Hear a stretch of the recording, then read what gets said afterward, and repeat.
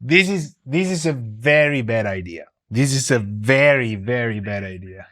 Hold on. This is a very bad idea. Very bad. You don't even know what I'm talking about. Hey, make this food. How are you doing? Welcome. I see a coffee, which is good, but what time is it where you are? Is it because here it's 6:36 p.m. And hey, Marco, how you doing? I see coffee, which is fine. We can drink coffee any time, but I was kind of curious to know because you put coffee. Maybe you're in the US. Maybe it's morning. Maybe there's somebody I know behind that nickname. But man, I've been having a bad idea here. Like, you, this could be 9 a.m. in California. Hello, California. I miss you. Long time. I should get back there. It's becoming kind of obnoxious to fly. I gotta be honest with you. I used to fly every 3 months back and forth, literally every kind of 3 months. And I cannot do it the same way, I cannot do it the same way. So first off, we're going to keep an eye on Ethan because he's very prolific and I cannot seem to be able to castrate his chat firmware. It's distracting. All of this promotion making me super rich, and traffic is bad there. Absolutely. I mean, yes. When I was a lot younger and I studied in Los Angeles and I used to drive on, like I-5 and all generally on the freeways and stuff, I would enjoy it because it was California's freeways. Then 2 years later, I was like, I hate this thing very much. I was born in Firenze, in Tuscany, Italy, and I moved to LA for 2 years roughly in 2003 until 2005. Then I came back, stayed roughly some months, moved to Boston again for some Berkeley stuff. So before in Los Angeles, I was studying a musician's institute. Then I did piano stuff with Berkeley, and then I came back and I opened my studio in first quarter 2007 in Firenze again. Started working as an assistant and stuff, blah, blah, blah, and then kind of went around just traveling for product specialist stuff. And then moved definitely to Berlin in 2015. And I stayed there for 8 years until 2023. And in April 2023, I moved to half an hour from Munich. So I'm in Bayern, still in Germany, but like south of Berlin, in which I am now broadcasting from this very room. And I've been here for 1 year, countryside, love it. No problems with cars, streets, noise issues, and things. Yeah. But the US was where I, kind of grew up professionally because I was kind of 20. I was going, graduating, going with my teachers. So some studios were still open. I was lucky enough to get to Cello Studios doing some work for a teacher of mine. So I wasn't working in Cello Studio. I was just helping him out with prepping charts and stuff. But Cello was still kind of open, and then he closed, I think, end of 2004 or something. So it was kind of a good vibe. But I've been missing. I've been to the NAMM shows kind of a lot. Also in 2020, and I came back to Berlin, and the police was closing the airport for COVID. So my wife and I just go through the checkpoint, and the police just doesn't stop us. And we were able to get home. The day after, things were in complete lockdown. It was kind of a weird NAMM 2020 because, the word about COVID was still around, but, you heard these things. We had cancellations all over the place for the studio in Berlin because people were like, I cannot fly. My friend in Japan says that they're not able to fly. My friend in China isn't able to come play double bass for us. So we're canceling, we're scheduling. Things were bad already. And then in February, March, things got completely canceled all over the place. My gosh, that was insane. And then kind of like studio life never came back for me as a sound engineer. I worked with there was still work to do for labels, for a couple artists that had done Kickstarters, so they had to do it. They had to, like, they had the funding, they had to record, but it was insane. Doing vocals today, drums tomorrow, bass the next day, guitars, and cleaning everything, and the microphones and the capsules, and how do you do it? Yeah, 2020 was not the 2020 of a lot of songs and movies and stuff. Yeah, definitely. So the bad idea of today, which I was complaining about, was me using MIDI cables. Today we're just gonna have a good time, like as usual, but even more so. So I'm using MIDI cables. You can't kind of see. Yeah, you can see them. This is a very bad idea. We could have a synthesizer crash live on stream. I basically have MIDI cables that I found that are too short to reach from my MIDI audio card, which is in here. You can see my hand pointing at it at the bottom, to the Nord lead, which is on here, top here, right? It reaches, but it just travels through my legs. And by the way, I'm wearing shorts today, not Bavarian shorts, but kind of. This is sometimes it's my attire during, Bayerische Feste. And this has to travel over my knees. So this would be like, for the show, it would be fine, because you would never know that I have literally MIDI cables on my male genitalia. But the problem is I will forget about this, and I will probably move, and I will pull the cable. And if I pull the cable, the MIDI card is rack mounted in the racks, and the Nord lead is very up high there on top. So what do you guess will happen? Is the MIDI cables are gonna pull the Nord lead from behind, and that thing is going to either fall over the Poly 6 or just go behind everything. So either I should kind of put pillows. This is a very bad idea, but I just want to double check that I have done the connections correctly. So it's Bitwig again. Best DAW ever. I kind of teased people about it is. I've been writing, I've been setting things up, but I have to start writing a lot of music, and I want to do it here. I don't want to do it in Nuendo. I love Nuendo to death, meaning I've died inside Nuendo many times, but I need something fresher, newer. So this is my NL2X. Let's do this thing. And also, we have Metric Halo Make Believe. I'm super tiny. Boop. Bigger now. Bigger's better. That's just how it is. They tell you it doesn't matter, but see, it does matter. I'm talking about camera size. Boom. Anyway, where was I? The distraction of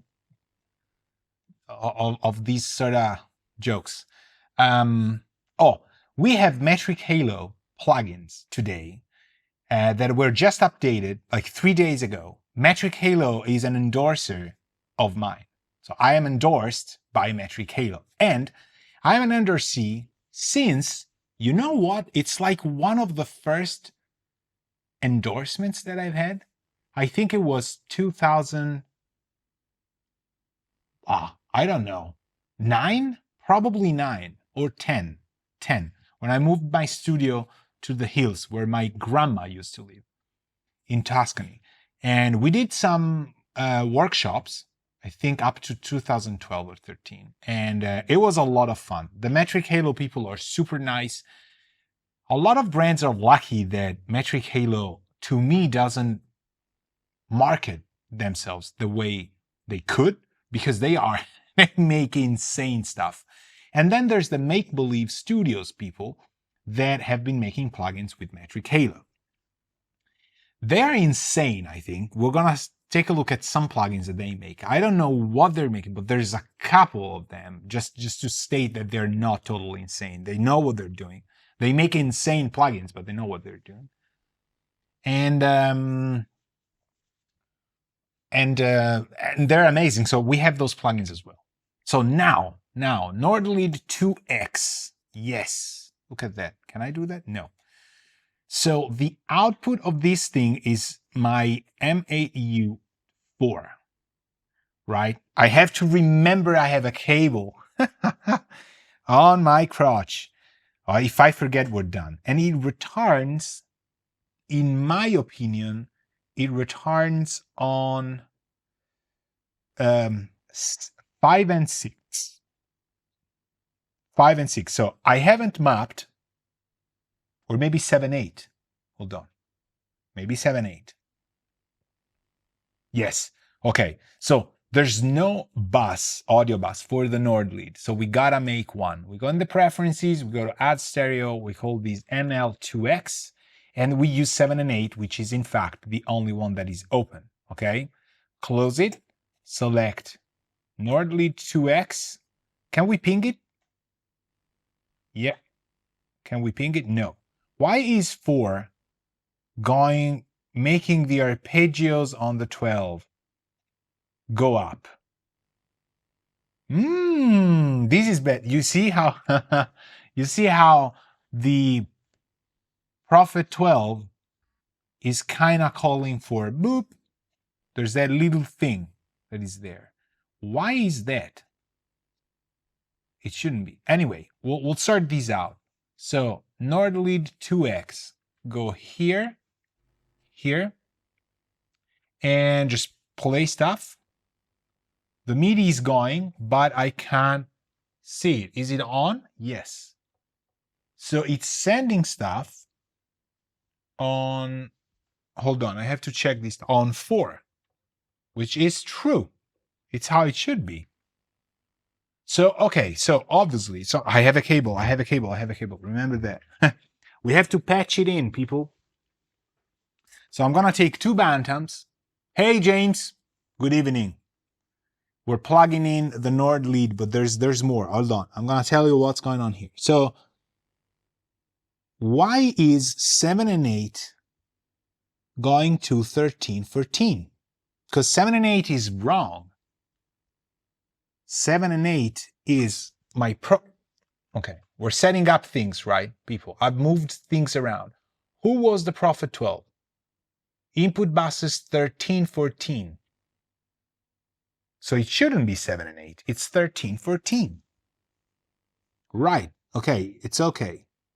So 7 and 8 goes to 13, 14. We're fine. Now, 5, 6 will go to the Nord lead, which is 7 and 8. I have the worst. That's a lot of send returns.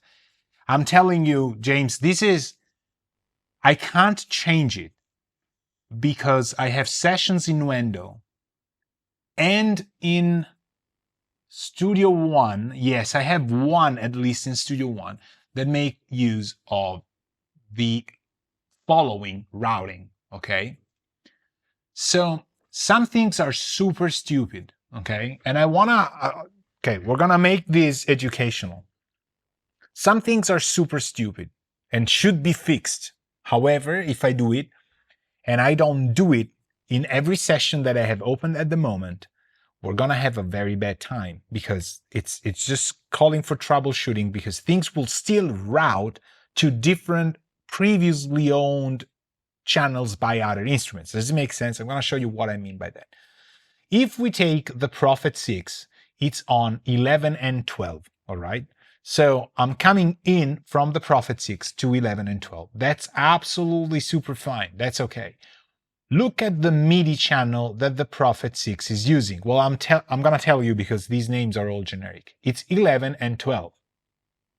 Do you see why these make sense? Because 11 and 12 audio is also 11 and 12 on my MIDI interface. I have 16 channels of audio, 16 channels of MIDI. That is kind of a good thing. You could do 11 and 12. In my mind, it's Prophet 6, MIDI and audio. And you always do the odd numbers in and the even numbers out, okay, at interface levels. So every odd number is in and every even number is out to the synth, okay? And the other one is from the synth, okay? In at interface level, in, out, in, out, in, out, in, out. That's how I think about the MIDI interface. I don't know how you do it, okay? Moog Voyager, same thing. 910, MIDI, 910. I'm telling you, I know. Okay? And this is fine. Okay? Now, okay? Now, Prophet 12. Audio, 1314. And this is correct. MIDI, 7.8. Does it make sense? Horrible. Well, you can do a spreadsheet, which I have somewhere in here, and you're safe. But 7 and 8. Baseline and base station 2, 5 and 6. With MIDI, 1314, I think. You see where I am calling myself a demented person in metaphorical sense? It's horrible. You shouldn't do that. It should be 5, 6, 5, 6, 7, 8, 7, 8, 13, 14, 13, 14.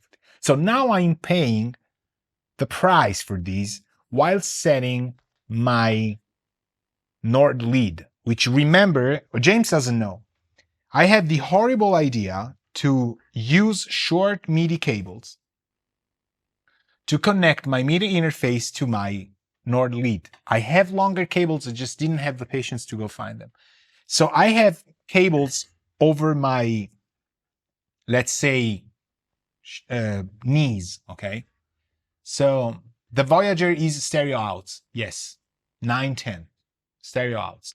It's got a dual filter method that can do left, right, or weird things with the stereo thing, yes. So I use it as stereo return, and then because I don't use it for bass, if I used it for a lot of bass, probably I would prefer a mono out.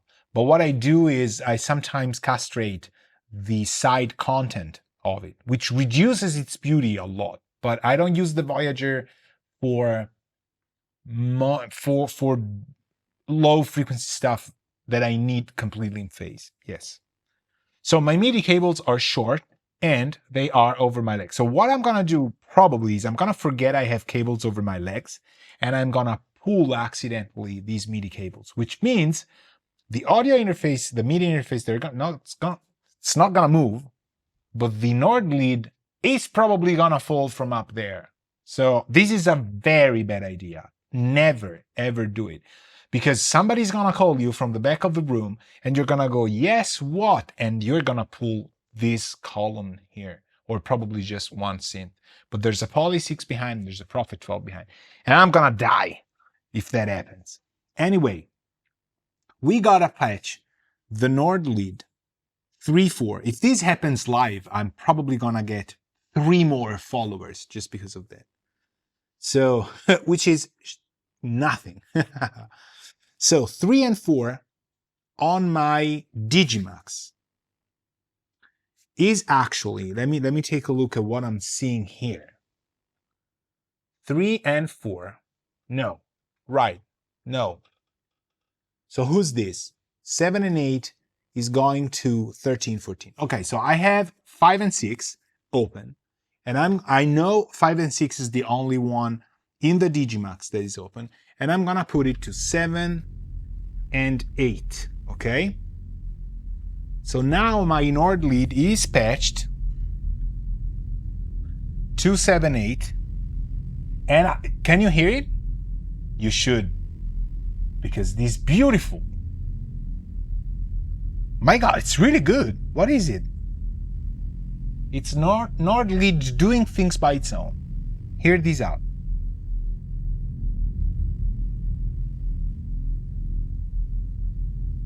I'm not kidding you. This is what is going on. The thing is alive. It's doing things.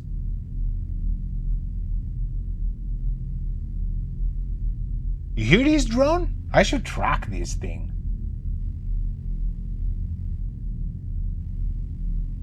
Yeah, that's impressive noise floor, exactly. That's got a pretty good noise floor. So is it this one? Yes, it is, right? Because if I go map to default, yeah. That's a beautiful noise floor. While I'm saving, I have MIDI cables over my legs. I gotta forget. Maybe it's what is sending stuff to it? Or maybe a note got stuck. It's the only question. So what I'm gonna do is I'm gonna drop this one here, keep my mic here, and I'm gonna go play some of these stuff, okay? I wanna make sure it's our fault.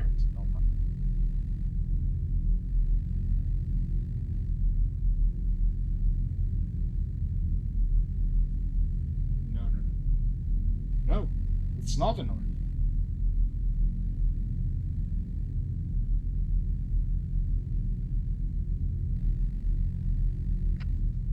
It's not the Nord lead, people. It's a mystery. So we got 5.6 for sure. That I've patched in 7.8. So we're good here.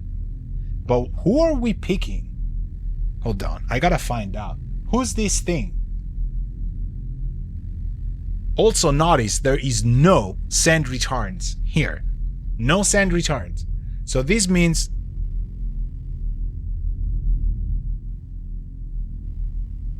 sounds pretty good. Sounds really good. But I've lowered the volume on. Oh, it's not the Nord lead, it's the Prophet.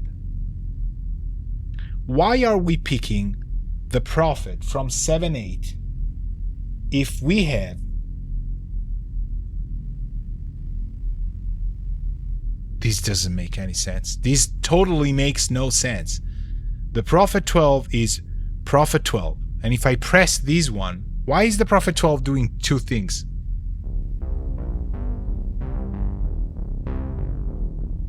Who's this guy?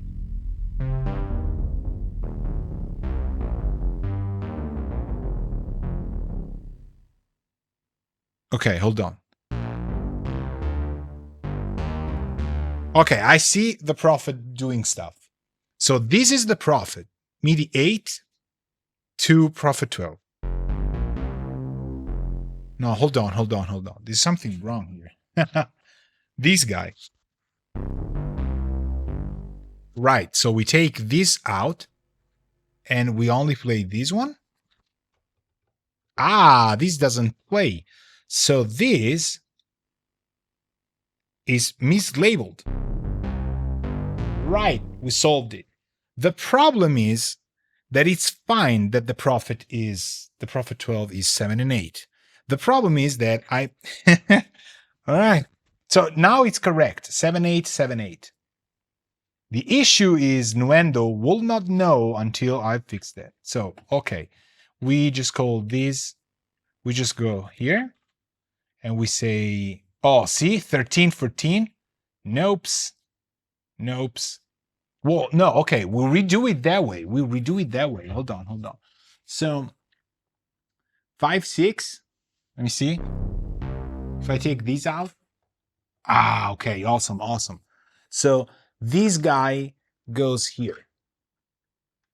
You see what I'm doing? I am not changing the setup. I'm changing the F-ups that I've done to return to the setup I had, because if bad stuff happens here, we're doomed. So this tells me that 7/8 is now going to 7/8, and this should be our Nord lead. It's funny because we're not gonna even use the Nord. I don't know. Maybe? Nope. Okay. Obviously, this doesn't do anything anymore, because this has to be Prophet 12. Awesome. Now, what about the Nord lead? Ah, solved. Okay, we got it. I was in the middle of this when the stream started, and we do it anyway. So this is the Nord lead playing weird crap. What I want to make sure about now is that it's, but I know it is. I'm gonna send MIDI clock to it.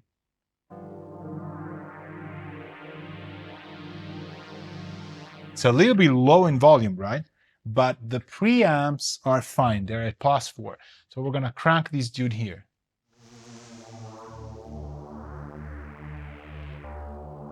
But I'm not gonna stand. I'm just gonna stay here and play the bass station.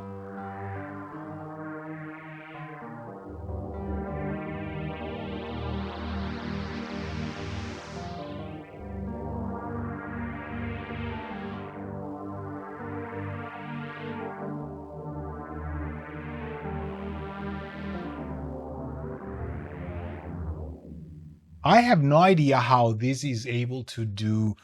You hear it? The note plus, there's something still wrong about what I'm doing. It sounds awesome.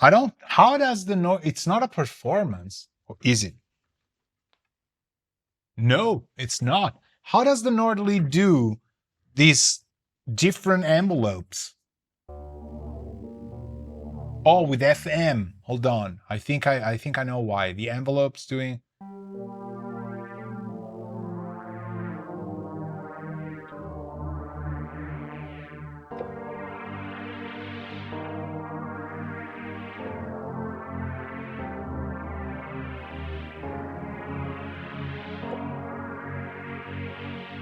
Okay, I like this, like a lot.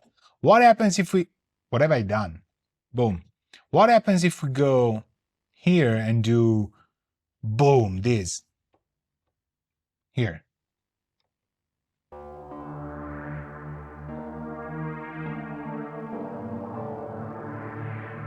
Okay, it works. Does this work?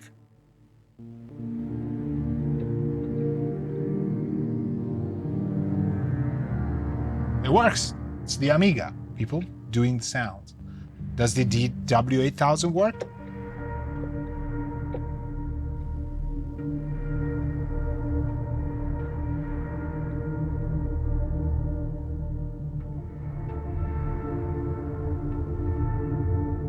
Yes, it does. Beautiful.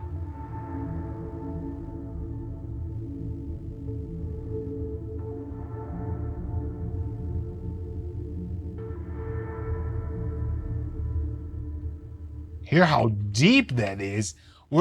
Today we're just gonna chill. I have no intention of doing anything. Oh, I also restored the Octatrack samples that I had.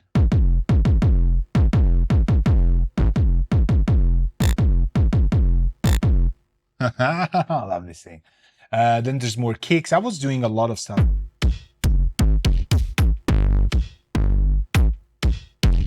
I mean, why is Electron the best? I'm telling you why. Because it's, thank God, they know how to choose sounds. This, I think, it's not even from their own stuff. It's whatever. It's different. So, do we have a kind of a pad or something? This was the last sketch we were doing. I haven't touched it. What is this thing? What is this thing? Yeah. Okay, well, the routing's completely wrong now. But, who's this guy? Oh, this is the wrong patch. Okay, let's do the. I gotta remember I have these things. So user 56, no, 9, right. Right. So this is now expecting the clock to happen. So which is kind of weird how it sounds now.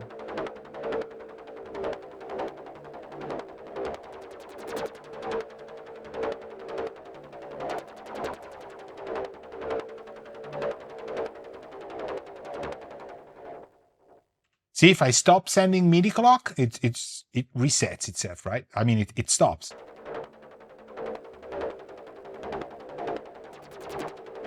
Do you guys want to hear what the distortion on the Prophet 12 does?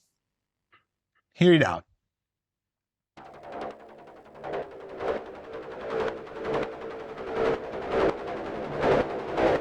This is now maximum, okay? Off. Do you hear how much travel it's got from 0 to 100. It's both beautiful sounds, but they're completely different, completely. So I'm gonna keep something like these beats. Is that analog or digital drive? I think it's analog drive. I wanted to work for Dave Smith Instruments, and there's a reason why I never got the gig, because I I forget tons of stuff he's done. I don't know how. I think it's just his synths where you can't use mental patterns to say, oh, the Prophet 12 is digital, so it's got digital stuff. No, I think it's analog distortion, analog filters, but digital oscillators and a delay line. I mean, we could play stuff. All right, so hear it out from 0 to 100. All right, I'm just gonna go 0 and then boom, 100. So both sounds are fantastic. I think when it's clean, it's beautiful. When it's completely destroyed, it's just, it paints worlds, this thing.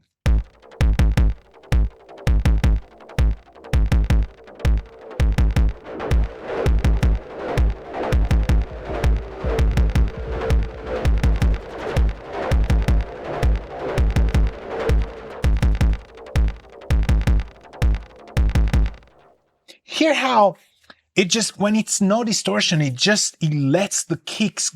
There's a sidechain obviously on it. There's the synths are all sidechain, but it just details the kicks, like the things that are around it, so nicely. And in this track, you can see there's nothing. I haven't done anything. This thing goes into a Digimax FS, which is clean, and then into the Aurora. I haven't done. Maybe we should patch it into the FATs or something. The Prophet 12 should stay into, like, should be fixed into something. You know what would be probably awesome? The Phoenix, probably, for the Prophet 12, just because it will even out stuff. Man, it's such an awesome sound. I don't even remember where. Let me just recall the patch, because I don't remember where we are. And this is user preset 59. This is not what the sound is normally. I've changed it, saved it over. I pave over stuff. I don't care. It's okay. So even the Prophet 6 has analog distortion, and it's good, but they sound different because the source is different. But I don't know. Maybe you can Google it. Maybe it's digital drive. I think it's analog drive.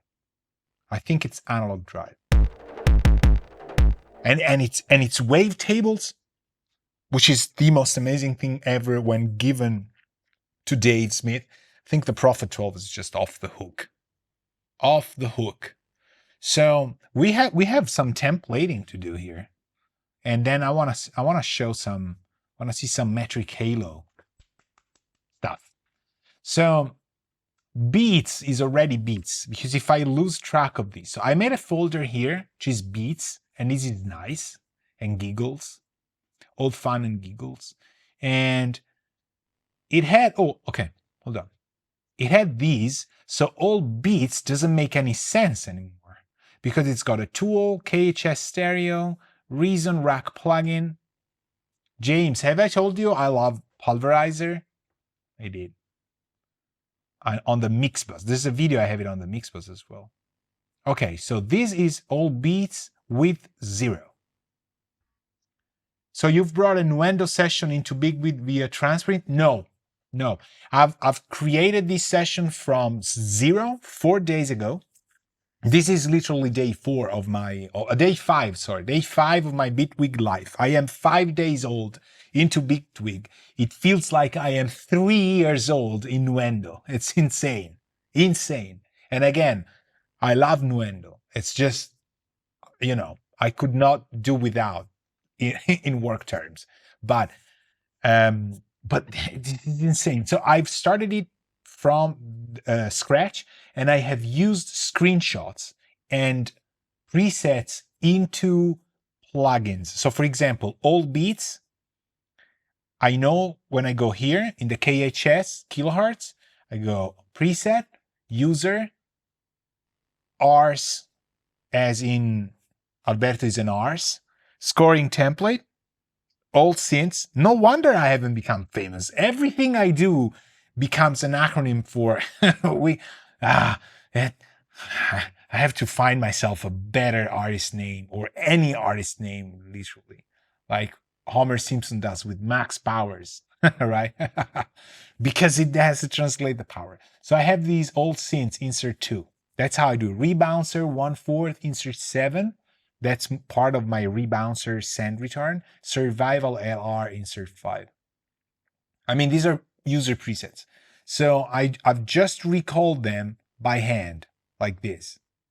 And this is not old synths. This is, oh crap. It wasn't saved. So I knew this for a fact. It's like this. Boom. But anyway, I've copied it on the beats folder. So now we can trash this. It's a -6 tool. It's KHS stereo here, taking some width, all of the width out. And then there's a pulverizer. Oh no, okay, this is a Blamsoft Shredder series. It's I think it's sort of like a diode. What is this thing? Transistor, diode, whatever. Sort of sound. I don't know. I've just made it very, very weird. And it shouldn't be on a bus, honestly. How would the bus sound without these?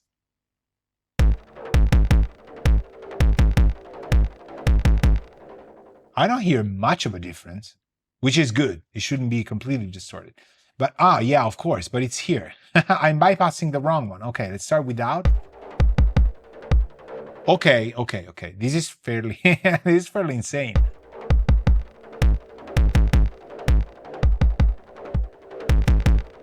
But you hear how, oh no, hold on. I was gonna say you hear how the lows are preserved, but there's a second kick somewhere.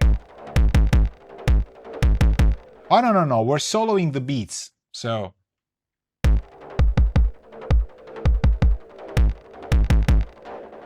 Ooh, good. But now all the beats have these crap on top. Maybe that should not happen, but it happened in this song for some reason. So I think we should trash all beats, because we make the move of going from the bus system, buses, whatever, to the folder busing system. So +0, it goes to mix A. It's the same thing. I'm probably gonna do like simply inactive for now, and it just hides them because I have these show deactivated tracks. Right clicking here on the gray, show deactivated tracks, boom, done. So we can't see effects and deactivated tracks, which is good because they go away. Now the grooves I have made on my own here because it wasn't there. So, but the grooves is redrum and Kong. So this is kind of a new thing in here. I haven't. No, sorry. Go here.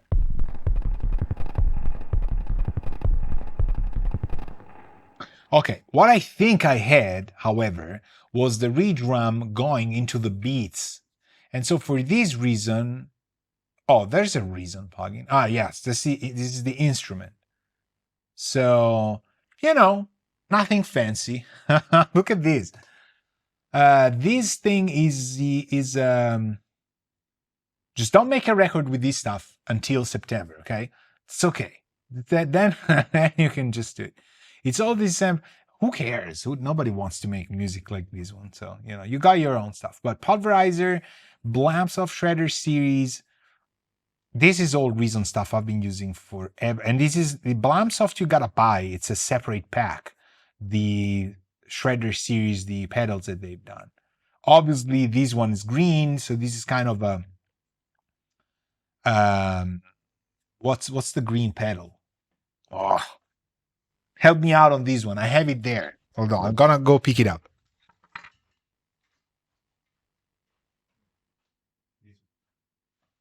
This guy. All right. This guy. Here. The Ibanez TS9 Tube Screamer. What I have here is from 19, I think, 81, 4, 3, I don't know. It's already Ibanez, okay? So this has saved me from using this pedal, which I'm gonna put here. More stuff on the desk that I don't use, need slash stuff. Now, this pedal on synths, first off, if you find one at a good deal, stop buying crap. Go buy real stuff that will have value. And yes, it's not a diamond or a ring, it's an Ibanez tube screamer. Like this pedal is good. For synthesizers, this is really good. But you gotta have a synth that has balls to sell, because then it will get completely, it will force the TS9 to give up, sort of. And then you can use it for the good of mankind and it sounds fantastic. But there's tons of clones. Audio already makes ones that is also super, I have that. But within the Reason ecosystem, there's standard stuff that they made, it's awesome, but I have the Blamsoft Shredder series, so I've used it. How does this sound?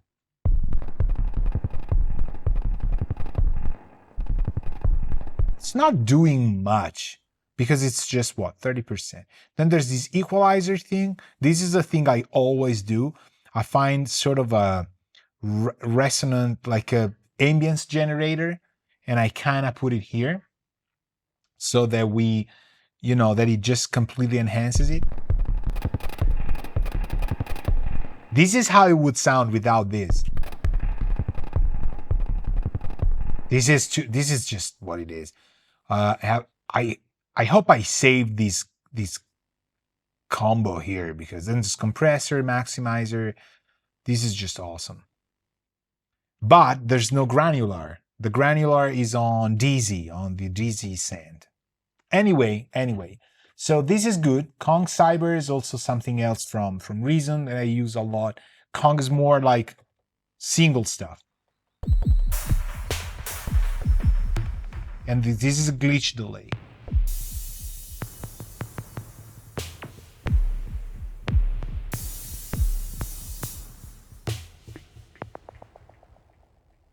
Hear this?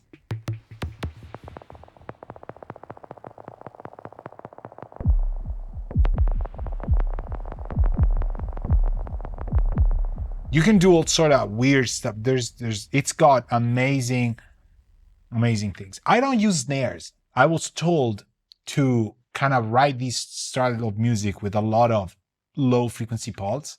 They didn't say do not use snares, but it's kind of don't use snares, and hi-hats are kind of yes, no. So anyway, these are baseline prints.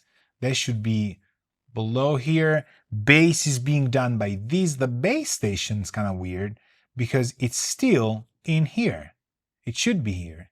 Voyager, Prophet 12. These should be old synths. So bass, old drums, I think we can maybe destroy, maybe not. It didn't have anything.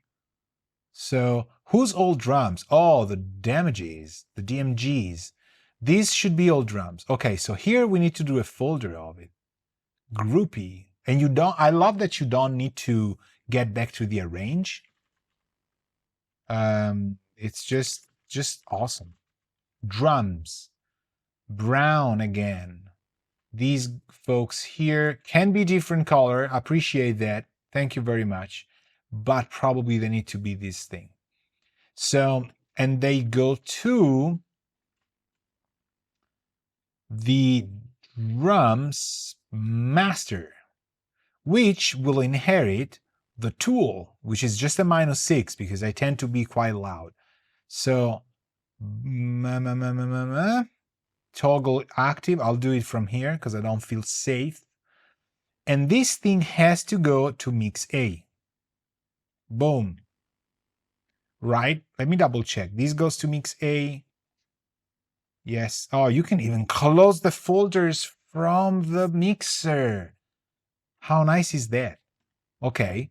So drums are here. We're super happy about it. We gotta move these folk here. Go scroll.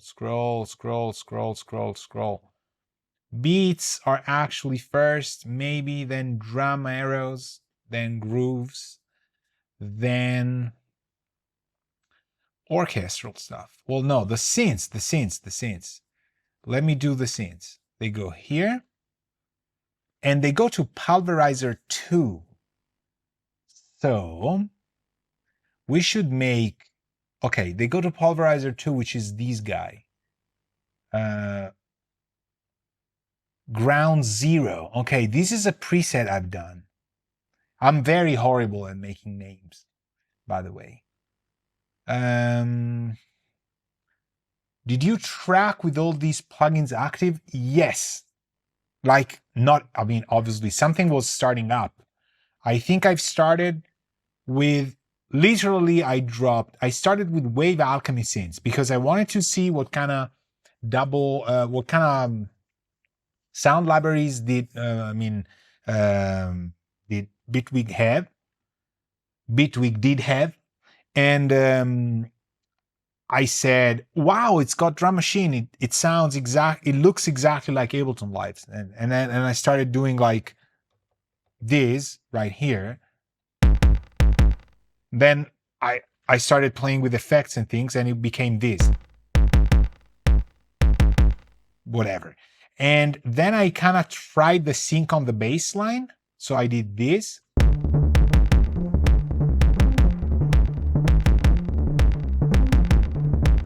Right? And then I'm kind of opening stuff around for whatever reason. I think it opens up with some modulate. Then I said, oh, let me see how the modulation works on this thing. And I have no idea what I've done. Maybe a volume automation? Oh no, maybe I track the filter while bouncing in place. Okay. Then I said I want to try some of my old presets, and I put the P12.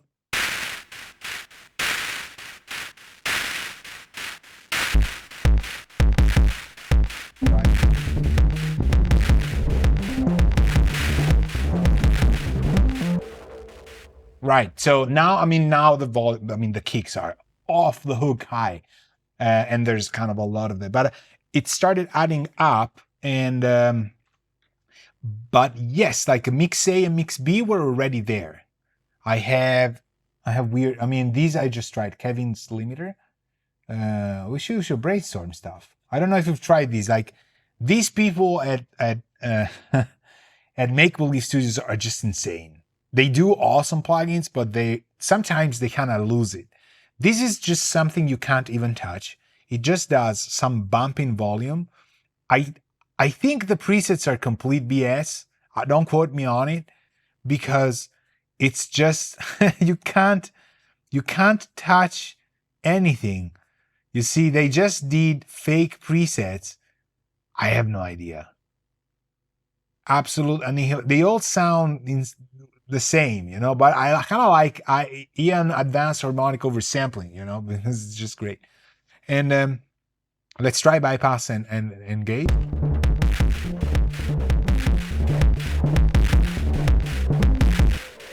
It's louder. I'm not clipping anything, so I don't know. But I've set these chain for sure.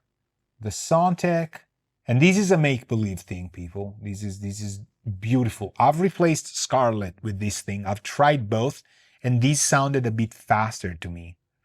And I kind of aimed at the same settings and areas, but I think I went a tiny little bit overboard here. No. Well, yeah, maybe the low mids I've done kind of a half dB over.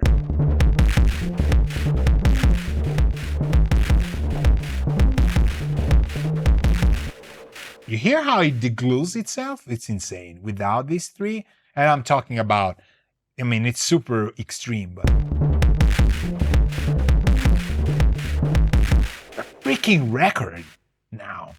I'm freaking working here, right? No, my mind is now going back to that gift. It's never gonna let go.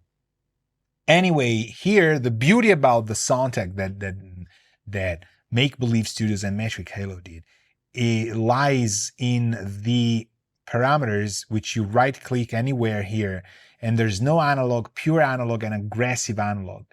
And there's also transfer function with the almighty SpectraFu, because Metric Halo became also extremely famous thanks to SpectraFu, which at the time and still is used even to a more forensical forensic level towards audio analysis, right? So it's here. You can dim the analyzer tracers, show the instantaneous trace, show the average. I kind of like the average, so.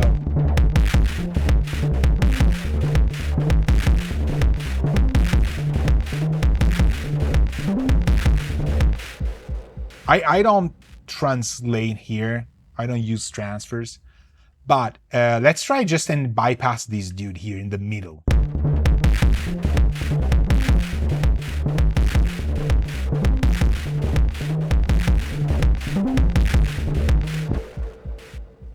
So in your face, so forward, like, you know, better speakers, faster drivers. I don't know. It's just the Sontec vibe.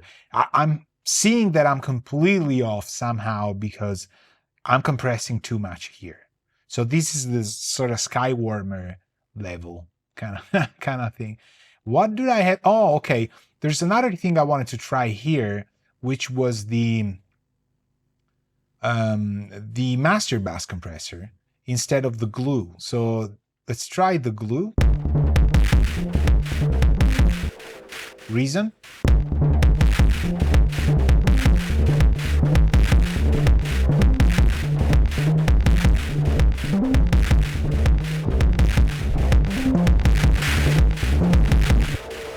Okay, it becomes a little bit too much settings-wise, but the Reason one also sounds extremely good.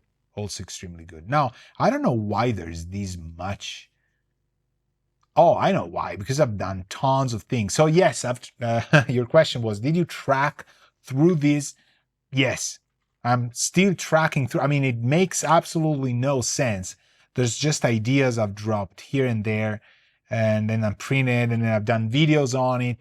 The problem with this song is now gonna be that I have been overdoing sort of master classes on it or videos, and so because it hasn't reached sort of like a mature sort of kind of arrangement, like horizontal plane decision stability somehow, it might be very hard to kind of give it a story thing. But because I have to write, as you understand, and I love this stuff, absolutely love it.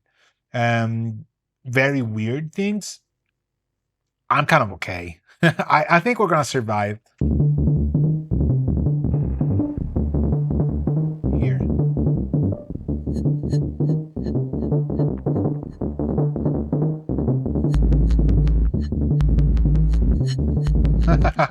See, the levels here are completely off, completely, because of what I've been redoing. So the beats are extremely loud. I think I had them set somewhere in a different way, especially because I didn't have this. This also came out recently, and it's a specific EQ that they've done for I think for a Star Wars sort of mix or something, a series, whatever.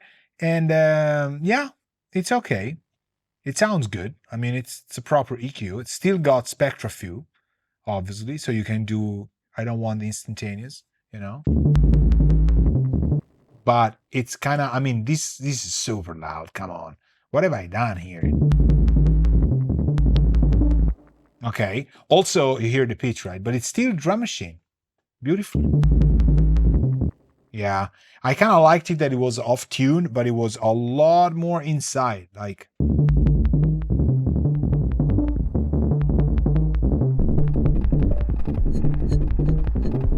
Okay. You hear that? I kind of detune the kicks on purpose when I want to either make people throw up or, which is a style, and or when it has to be really unsettling, and it's off tune by a long shot, but at low level it kind of sounds okay. While we're at it, I'm gonna drop this dude also here, this part here. I mean, that's how it started, and unfortunately it's kind of a brainstorm of life. So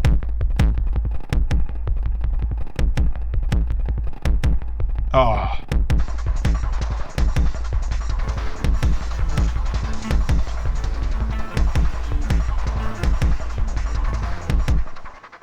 and then there's like, wait, what? The cool thing about what I'm doing in sidechain, I'm gonna jump from one thing to the other, is that I'm gonna tell you what. I'm sidechaining from the pre. I usually don't sidechain from the post. And this means that regardless of the levels I have,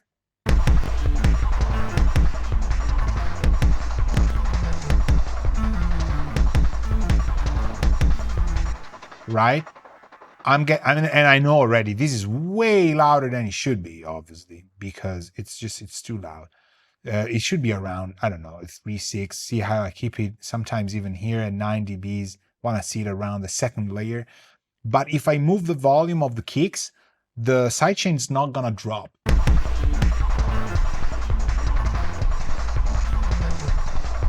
You see? I don't know why or how. I kind of like to work this way. I can move the volume of the kick and still retain the same exact level of intensity, right? Of sidechain.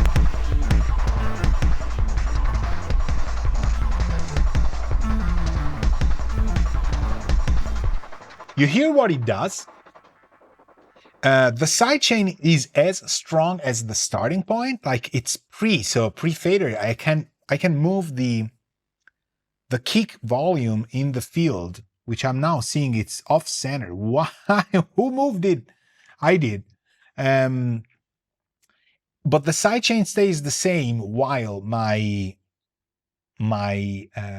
kick is moved in level, and I can find the exact point in which it's kind of a slope, and then you have this bubble of a kick, but the slope stays the same, and I can move two things in two different times, like if I want to do that. There's tons of things, Echo Boy, 6030, Fury, the EQ, but I also put a parallel on this one. So this is another make-believe plugin in perfect make-believe style. It's a parallel process that you can decide how much you want of, and basically you decide whether it's an aux or an insert. So this is, to me, it's an insert, and you decide how much you want, and it's a type of parallel process that they liked. So they're very cryptical about what they do. But I mean, the Sontec is insane, and it's a proper old school kind of plugin. These are all teasing, like they're out of their minds. But let's try it off, and then I'm gonna start increasing it.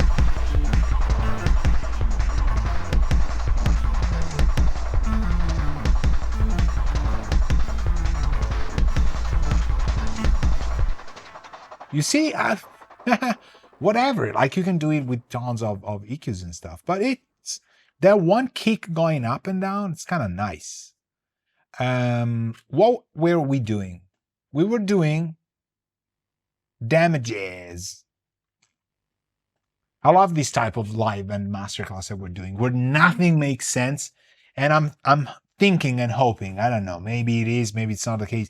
That you're like being bombarded by a lot of things and say like, oh, this could be awesome for this thing I'm doing, or I want to try that out, or it sounds like absolute crap, I'm never gonna do that, and then I know one thing I don't want to do.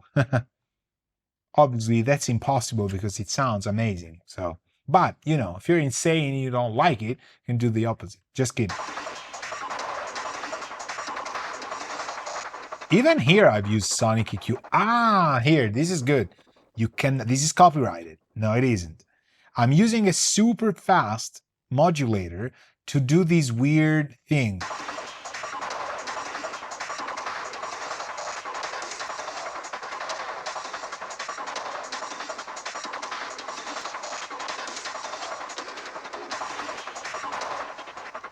I don't know if you hear it.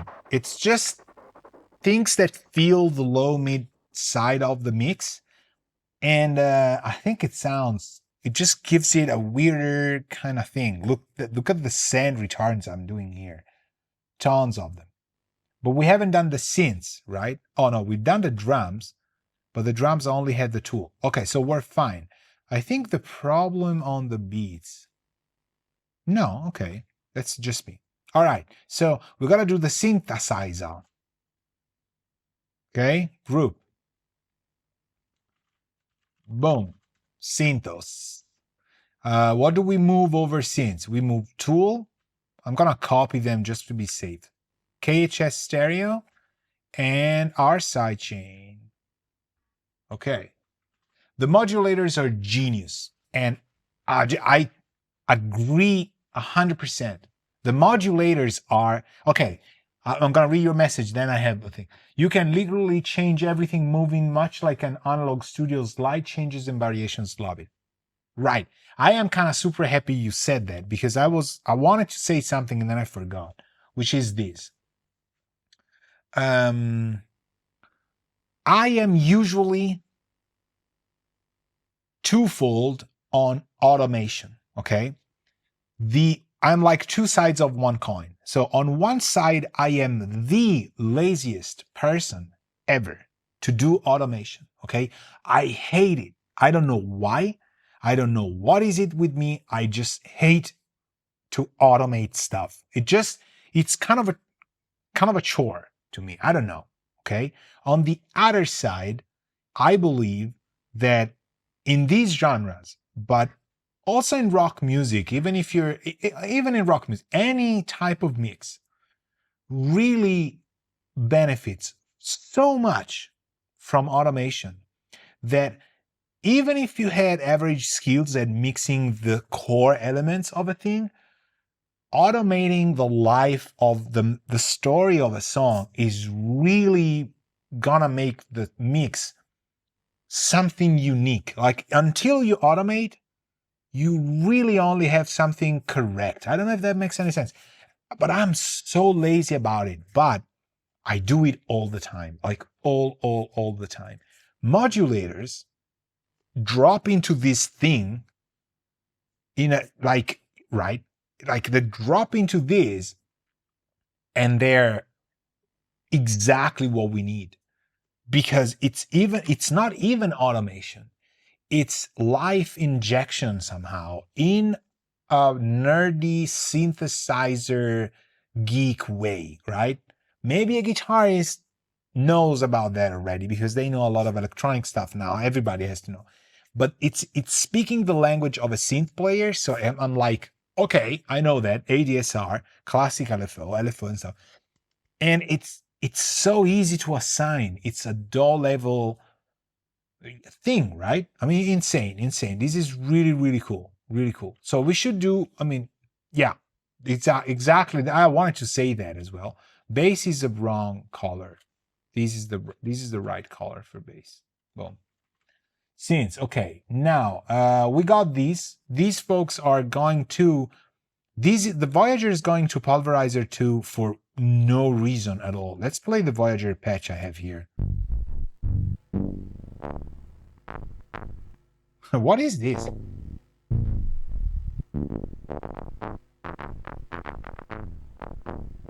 There's an issue with my Voyager.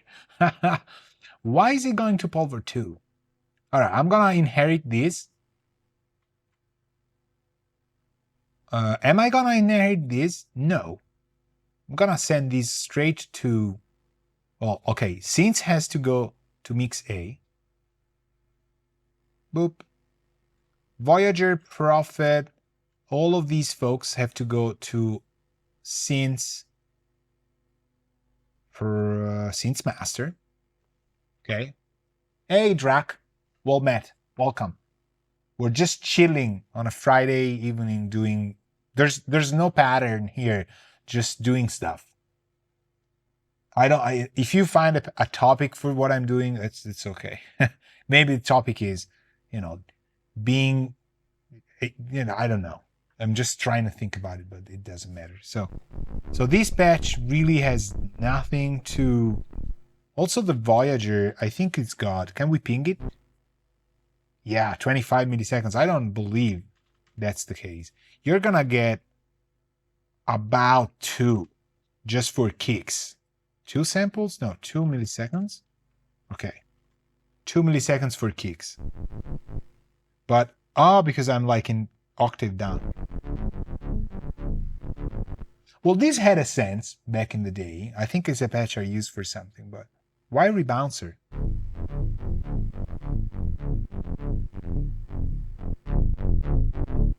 Sounds good though.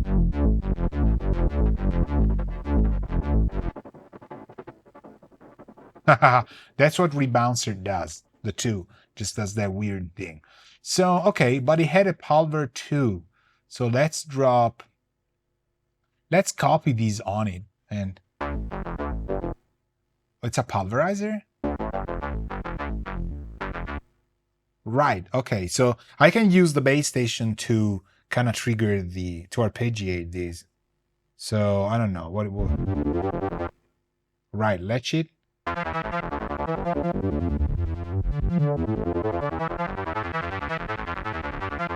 Right, sounds pretty good.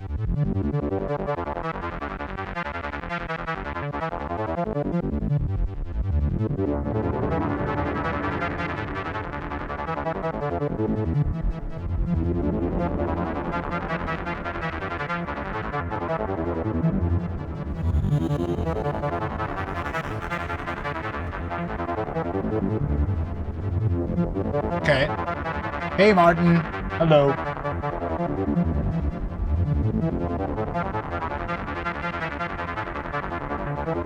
So, all right, we like this. The nice thing is that it's still arpeggiating for whatever reason. Why? Why is this still arpeggiating? Did I latch it? Did I latch it?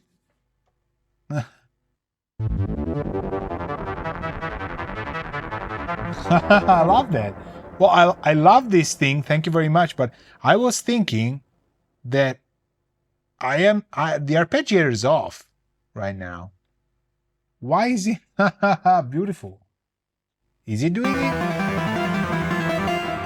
Yes, it's doing that. Always annoying when stuff doesn't do the things you want it to do. Well, I'm just playing stuff around, but I think I have no idea. I move the tracks while the arpeggiator is playing, so I think notes get stuck. I should do like a panic or something. Actually, I don't know. How do you do panic mode in the Bitwig thing? That's cool. Okay, so now it reset. Okay, local off. Right. Thank you. What's the volume on the Voyager? Should be a little bit louder, I think. Hold on. Here. All right. 6 is usually where I have it, and the needs are flat down 12 o'clock. Just have to remember I have MIDI cables over my crotch.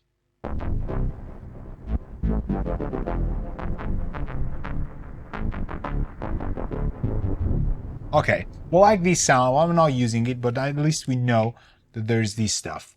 The prof, now it's not doing it any longer. Okay, perfect. These are all going to the synths. So now the synths we can disable. Right? Yes.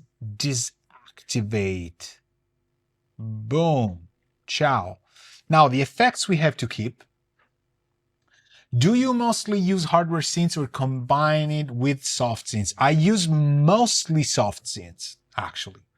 And then I drop in, like, quantity-wise, I use more soft synths than I use hardware synths. But quality-wise, the things I add with hardware synths, it's the same story everybody can tell you. The quality of what I add with the hardware synths is a lot, like adds a lot to the song. Now here, it kind of cheats. If you look at these, you say like, wow, so Alberto's played practically almost, not all of them, but like a lot of hardware synths he owns. It's because I was testing Bitwig just to make sure it would do what I wanted, okay? So it's because of that, maybe I would have had different stuff. Even when the synth is virtual analog, yes, absolutely. Even when it's, like, to me, Digital, this is an excellent question. So Martin is asking, like, even if you have a virtual analog synth, you still prefer it or you still use it against an analog emulation in plugin form? Is this what you're asking, Martin? I think you do. Like, it makes sense to use a Moog because it's an, you know, technically there shouldn't be any a big difference, right? To me, the synthesizers are all very different, all very different. So, for example, the Prophet 12, it's not virtual analog, it's just its own thing, right? And it's got a distortion algorithm, which is not an algorithm. We were talking about it with James. I think it's analog distortion, and it just sounds off the hook nice. You can't really get it. But you might say, well, a Nord lead, you could get it differently. For example, that's my Nord lead here. We should move it to, actually, that brought me to this. We have to move it here in the folder. Go here. Thank you very much. The DW8000, James absolutely love, and then I'm not selling to him. I'm sorry. It's not gonna happen. See, for example, hard synths, okay? There's more synths, right? There's Cobalt Reason, we drop it here. There's Coil, we drop here. Coilus. But the purple is reserved for the hardware synthesizers. But they really sound like, for example, the Nord lead, you say, okay, well, that's a virtual analog synth. Why the heck would you want to use it on, you know, on things? Like, just use, I don't know, even Synth 1. For example, Synth 1. Do you have Synth 1? You should have Synth 1. It's one of the most amazing and completely free synths. I'm actually gonna load it now because I had it in my template. Synths master. Okay, so we got coil. Coil, I don't know, it's an heavy velocity thing. I don't know if you know it. It's just a reactor ensemble. And I mean, these, for example,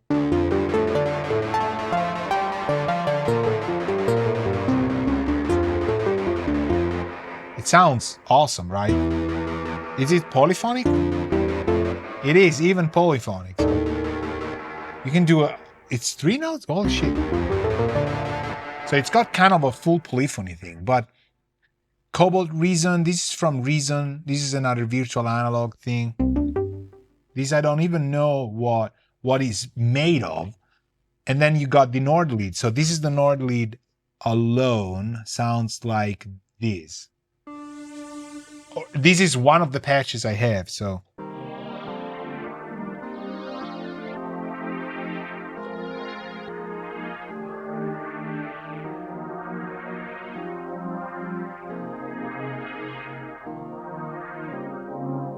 Right? So weird, yes.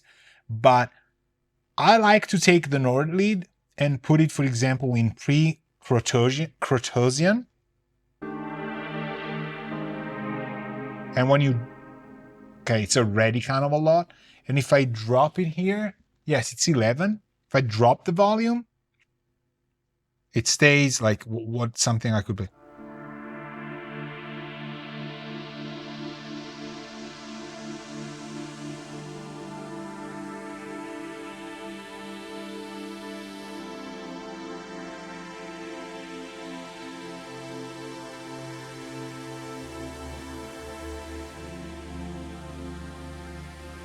To me, it's got it. Could you program these with something? Absolutely, yes. But if I put it through, I don't know, the timeline, like tons of it. So, okay, well, this is too much, but.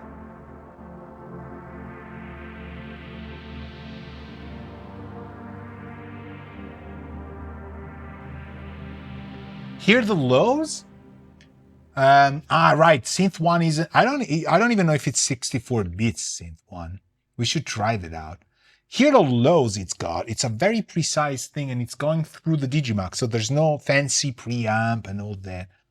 I love sending it through the black hole as well, for example. Usually that's what it does. It does black hole Crotosian thing. So.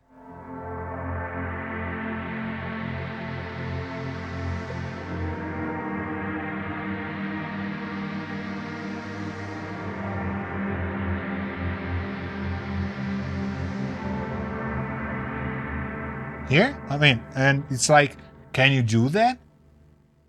Right, Roland Synths. Roland has made something completely public because they discontinued the concerto thing. The concerto thing is also super good. I think I only have the 50, the 97 thing. Hold on, here. So here, concerto. And I only have the 87, yes, which is the, I mean, here it is.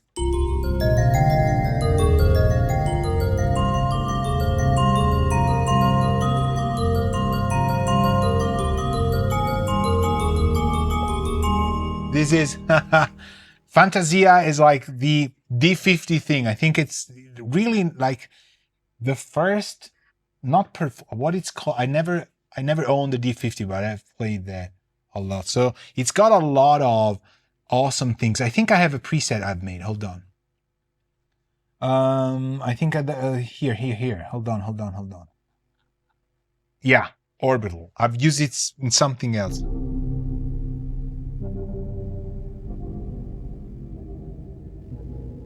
This is now freeware. It's now freeware, so you can just, you know, buy it. I mean, download it. You don't need to buy it. I'm thinking something. I'm saying the opposite thing. I'm completely melting down.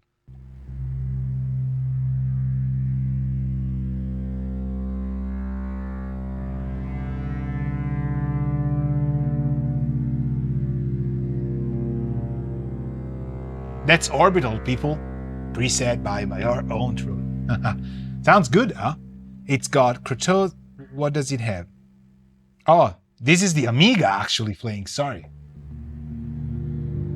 I got carried away. We were just hearing my Amiga play stuff. Can you believe it? You don't trust me? Look at that. It's got Sonics 2. There. So, where's the concerto thing we had? But it's not too far, right? Okay, here. The Amiga needs to go here. We're making progress.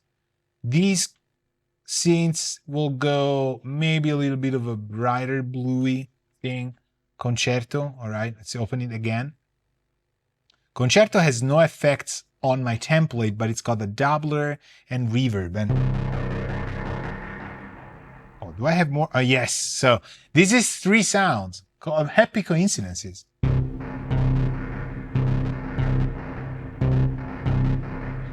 Right? Okay, this is Cobalt. Cobalt reason has nothing to do with the Cobalt you had, Martin, because I remember you had a model. Same thing. So, okay, now the orchestra. So I have a brass bram here.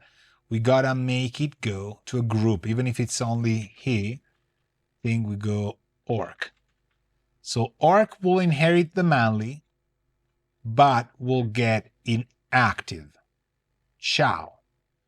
And this is because we send it to mix A. And then we have the Brahms, which will not go to orchestra. They will go to orc master. Okay. That's a Brahm kind of thing.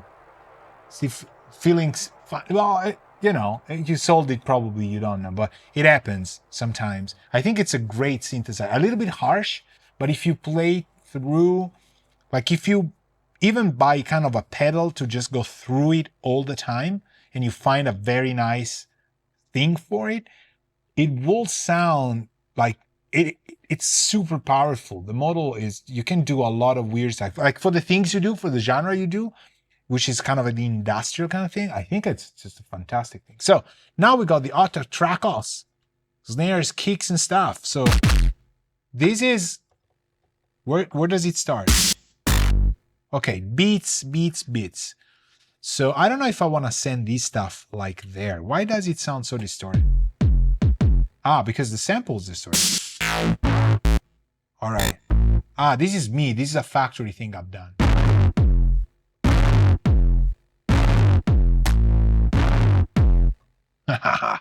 Man. And if you do, I don't know, DZ, does it work?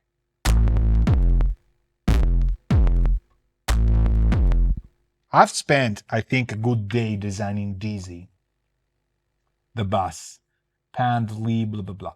Okay, Octatrack, whatever. So this is fine. The kicks.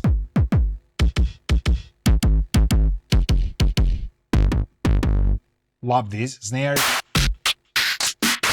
I was doing the hats and then the stream started, so it's okay. We move these to the beatos. Go here. 2 beats. Boom. I'm not using them, but that's a good template started.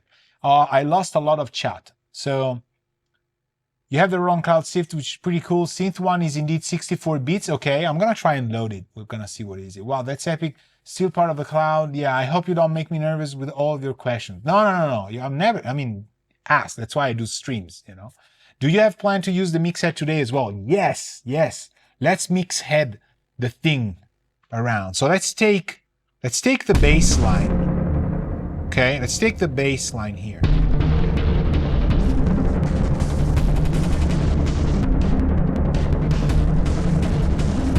Okay, well now the drums are kind of off though. The old drums is off, it's too low.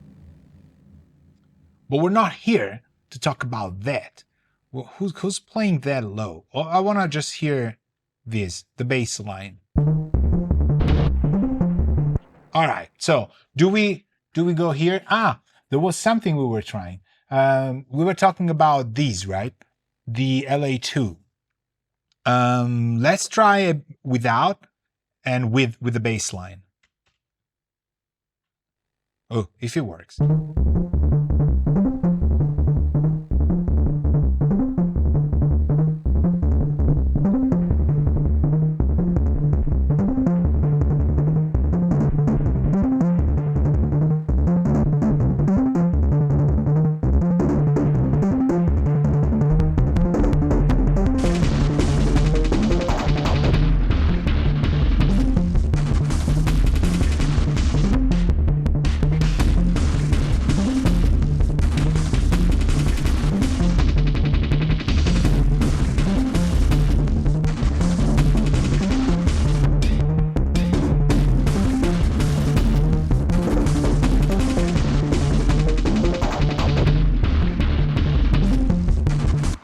To me, it's like it stays on the bass line, and the bass line is going into the culture vulture that you hear here, and but it's not going into any compressor. And I was thinking I could have patched it maybe to something. Well, my first idea was to use the DTC, which is a channel strip, so it's got a compressor, but then I haven't. And I don't have an LA2 in the studio, so, but I have the UAD plugin, and I put it on, and I was like, boom. I remember why I've loved it on bass all the time. I have probably never used LA2s a lot. 3s I've used a lot. On mid frequencies, guitar stuff, and things just sound fantastic. But on the lows, the 2 is just insane. And I have the old version as well.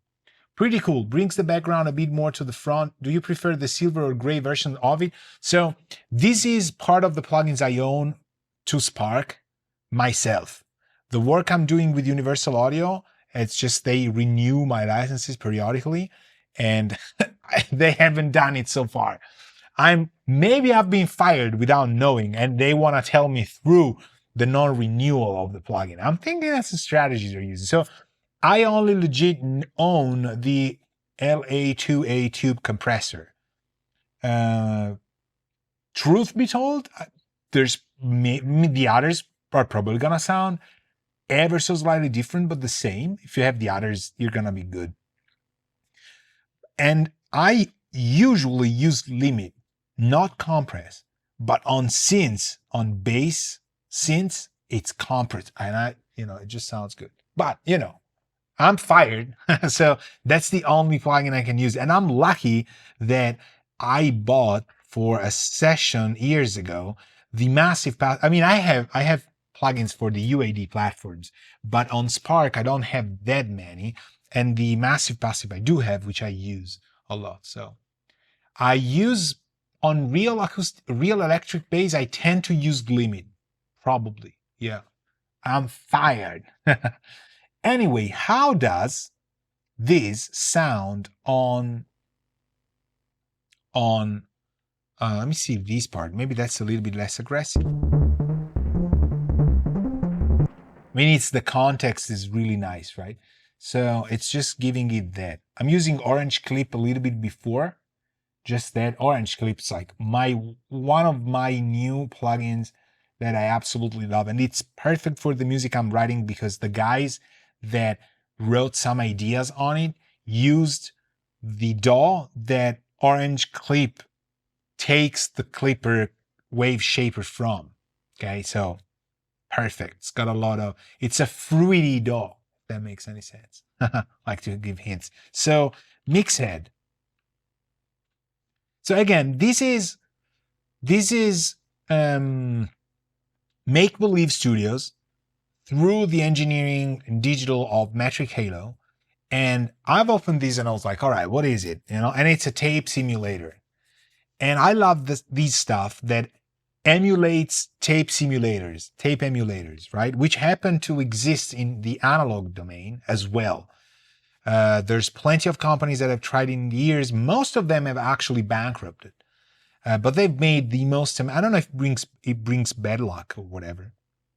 But I'm not sure if this is emulating a tape machine. It sounds to me, and I'm very happy about this, that it emulates a tape emulator. So maybe you know. The power button doesn't do anything. Yeah, just stopping the animation. Yeah. But knowing Make Believe Studios, just be wary. Does it do anything for real or nothing? Because it could make something, huh? Sometimes just check it on Plugin Doctor. It could be that it does something. So input gain and output level. Okay, you drive things in, you compensate with the output. The output gain is clean. I know that for sure. I've tried it. So just a trim. The drive increases the tape saturation, and then you compensate the high frequency loss or change in high frequency with the HF adjust. It looks like a Roger Footy P3S mastering edition. I had the P3S mastering edition. It's a fantastic compressor, very underrated. People sell it sometimes for peanuts. If you find it's got transformers that you can turn in or out of the path, and it uses these meters, which I have never seen other than on gear I had on the P3S. So I thought, oh, what is it, like a Roger Footy P3S? No, that's a compressor. So the plugin is indeed a digital tape emulation. It's not like a tape machine, something different, Martin says. Yes, it has the clear vibe, but reacts different to other material in my opinion. Exactly. And personally, it got me interested for these. So let's try it in bypass. The power button should really do bypass because I've been hitting that thing for so much. But bypass or active is the same. You see that they kind of become the same thing. There's nothing else. I've done this preset, the DZ tape. Let's try without and with.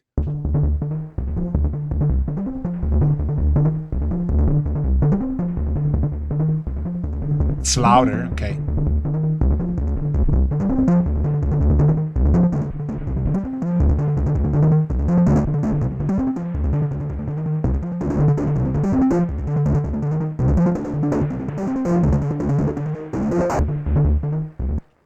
Okay, maybe here I wouldn't use it, for example. I like what it does when it becomes a little bit fuzzy, but it's a ton of drive, right? So is it necessary to buy plugins if you have an audio interface? I also missed a message. It's based on an SPL hardware piece. Oh, okay. Maybe it's the Vitalizer, which is like SPL's, most important piece. Hetfield, welcome. He says, is it necessary to buy plugins if you have an audio interface? Absolutely not. You should actually start and not only start. Like I have come back to using stock plugins way more than I used to do because you keep thinking that the third-party content is better. I can guarantee you on my career, which is in existing, that you can use stock plugins and make as good a record as you would with third-party plugins, especially these days. The DAWs have tremendous plugins these days. There's advantages in using stock plugins, which is you have 100% of compatibility with everything. Like if you take a session and you save it and you store it, you will never get an error code for a plugin you forgot to reinstall. If you use external plugins from third parties and you use one per company, the problem you're going to have is that you're going to have to really dial in all of your recalls, because when you open something, it will say, oh, you don't have that. Oh, you don't have that. Oh, you could have that, but you don't have that. With internal plugins, it's just so good, so fast, so fast. So you don't need them, absolutely. All right, let's try it here, because this here could have something here. Oh, let's try it on the old Synths bus. You know what? Let's splurge here. Now we're crapping out on stuff. I hear that. Who's on? Okay, this one I don't want. Kevin's limiter. And who's doing weird things? Cobalt, Reason, Concerto? Oh, maybe because I had Concerto on. Okay, Concerto, go. We don't need you for now. I want to try it on grooves maybe first. Hold on. Okay. Here, this is kind of a good test. So MixHead. Good. Okay, let's try it here.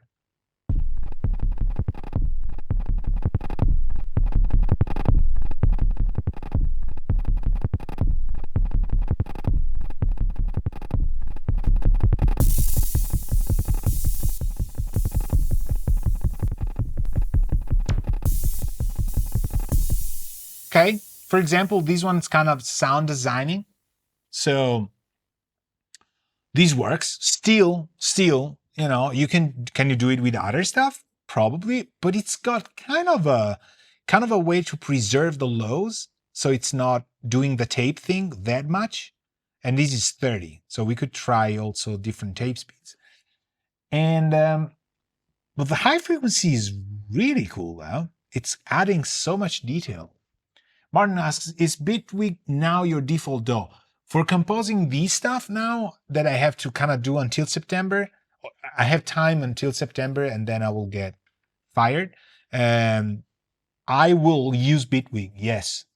I am not going to use Nuendo unless I'm going to write more music than I was commissioned. So there's going to be some stuff that is not going to picked. Probably that one I will use for my own stuff. And so I would like to make an immersive audio version as well. And at that point, I will use Nuendo for it. But I don't want to use Nuendo for making the songs. Absolutely. I want to use Bitwig. And I was trying to move to a different DAW that would allow me to be more sort of creative or motivated somehow. Nuendo is beautiful, but it's very, very slow to me. And it's a very full-fledged production situation. I kind of think this probably be... I mean, Bitwig now has completely blown me away. This is just insanely cool. It does everything. It still hasn't flinched for once. We even crashed in the previous stream Wednesday, and I sent the feedback to like error report, and the DAW didn't crash. It just stopped. It reloaded the plugins, and that's it. Insane.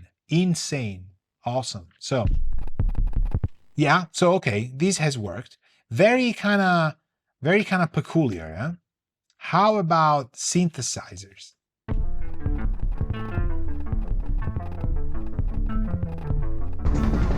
So for example, this Prophet is so flaccid. Can we sound design things around this guy with this? Man, this is so big. All right, 80% is kind of better. I know you're probably gonna hate me because you don't. Okay, I'll use 100. You can even redesign some of the areas if you don't use them, but I kind of like it that way. So how do we make it bad good? A lot of the Portico stuff had these not the 3.75, had the 7.5. But I think 3.75 is also good. To just kind of mangle things, we're just gonna crank the input, crank the output down, then see the drive, what it does.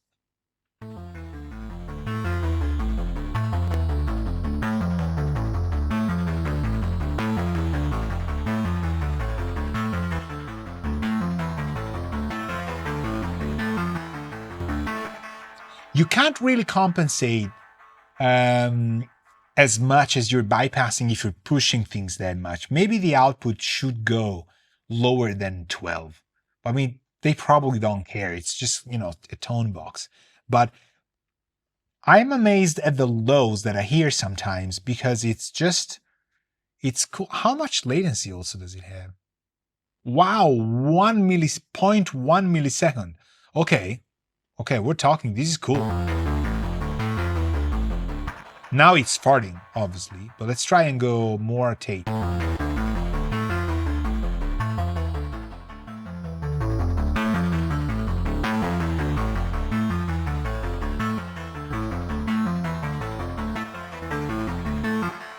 Okay, for example, this is cool. This is nice. This is a nice effect. Let me keep it here. Let me try. Oh, I have, for example, base station. This is more low frequencies that I remember.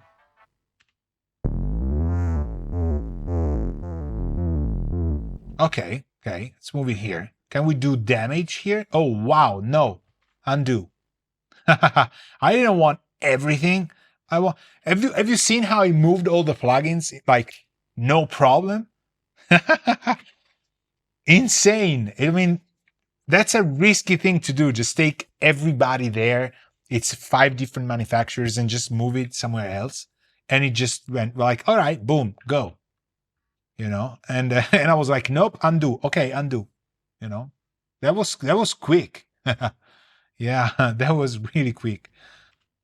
Let's try this. You hear, okay, this one's even better. I kind of like the lows. This could be a bus treatment more than kind of a single tape design thing. But this is kind of mixing, mastering oriented somehow. Hear how there's a subwoofer coherence that it's really probably in the base station, but very, very, very latent.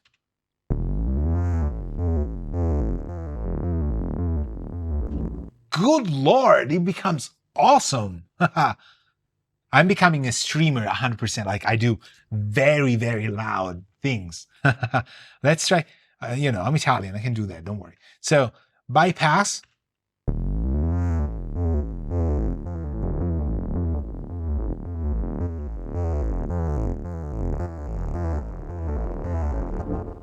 Man, it's nice.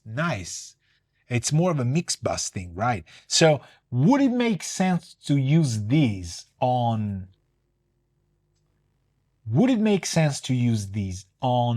buses, for example, for a setup related to bass, to give the bass more bass, or would it make more sense to use it as a mix bus thing? Let's move it to the mix bus. But I have to save this preset here. Hold on. Let's do it. Save parameters as. Let's call it Alberto's Badass Bass or Subwoofer Push. Subwoofer Grind. For whatever reason. Okay, that's now a preset. MixHead has been mostly used on the mix bus, what I understood from the threaded gears base, whatever, slots. I use it mainly on the mix bus, but it works also great on, I mean, this is a type of tape machine you can use everywhere. At 0.1 milliseconds latency, awesome. And you can use it on vocals like from the get-go, and you can use it on the very end. It sounds to me like Quantum, like the Crane song, Tape Algorithm, the Phoenix. There's one that is taken from their converters as well.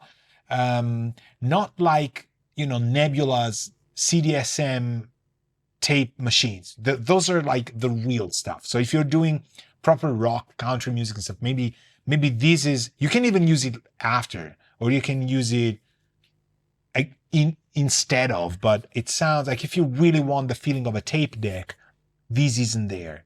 And to me, this is a compliment. It's not like a bad thing. So MixHead's most, okay, are you, yeah, some people compared it against the Crane Phoenix, and some preferred it over Phoenix. I've used Phoenix for a very long time, and on TDM, because I had it on Pro Tools 7, yes, HD. And at the time, I didn't have a lot of processors, so I had just software, and I think 15052, the TL Ivory 2-channel strip, to track one instrument at the time. The studio only had a booth in which I could do a drum kit or guitars or, one instrument at the time. And Phoenix helped me out a lot. It would just, soften the thing. If you have Heat, I know James uses Heat on Pro Tools. Also, Heat is amazing, integrating Pro Tools. So let's move it here on the mix. All right. So let's just assess just a quick balance, because we don't have a balance at all here. Yeah. Well, clearly we don't have a balance at all. Who's making that noise? All right. Let me just disable this. I said we don't have a balance. I thought we would kinda have a little bit of that. So I think the kicks here is kind of super loud. Maybe not.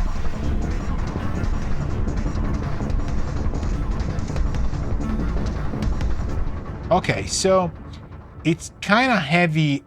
I think it's that one. It's kind of heavy on the CPU now. So, all right. Who's playing this part? I don't need this part. How do we mute stuff? S. Boom. Is it? No. No? How do I mute stuff? Mute it. Okay.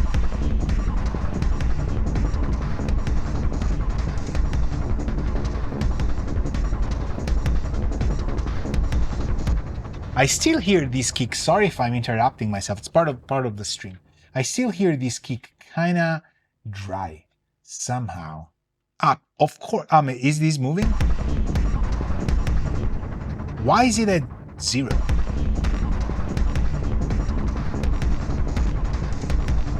Oh. Have you heard it? Does it make sense to you? Let's do bypass and engage.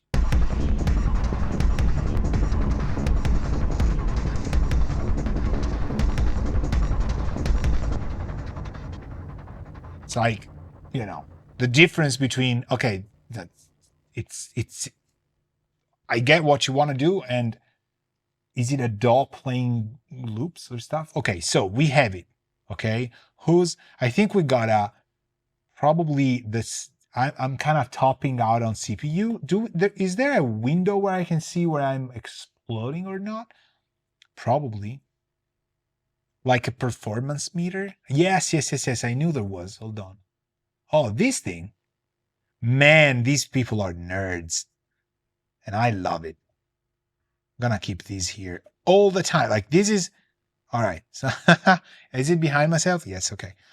Block, sample rate, deadline, load, period jitter. Like, can I zoom in? Timing software, output latency, 704 samples. This is unbelievably cool. Top right, yeah. Thanks, James. Top left. I mean, this one I found is top left. Is this thing maybe? Notifications. No. All right. I'm afraid to touch stuff. Look at that. I have no idea why you see it kind of flinching. You see it? Yeah, okay. It's extremely smooth here. But I think the frame rate is messing with the frame rate I'm transmitting at.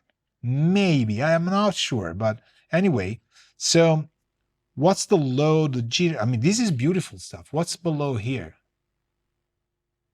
audio engine, deactivate for this project, terminate process.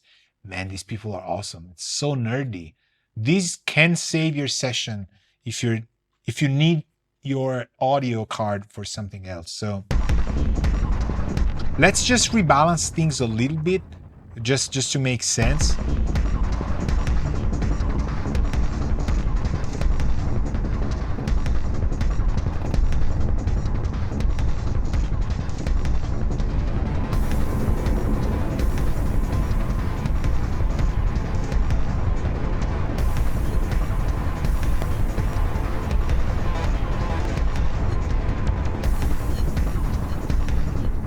Okay, I'm liking that. Do I have a ton of subwoofer lows in it? Yes.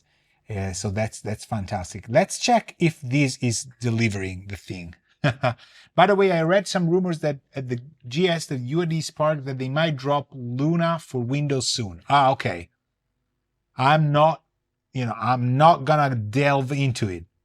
But with UAD, it's like, have you tried Luna? I'm like, nope. And it's years that we do that.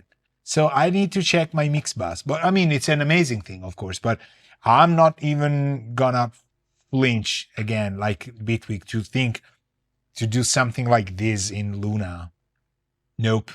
But if you had like Apollo interfaces and you had a recording studio, again, if you're using that specific DAW you want to use for the reason why it was made, absolutely.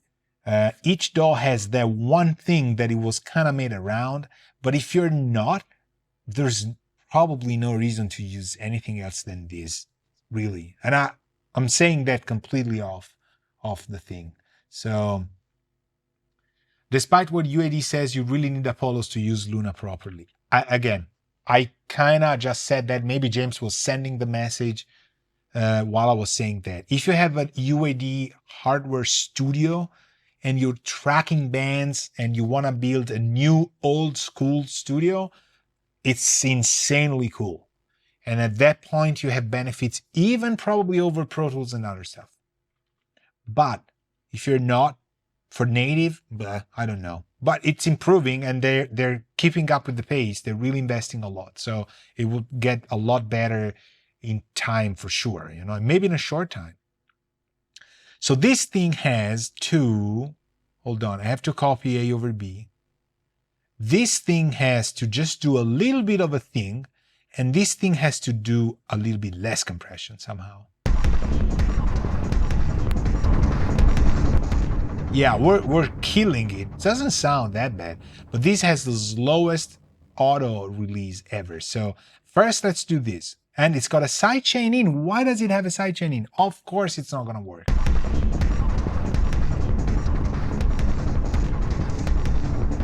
Okay, that's probably as much as I wanna go.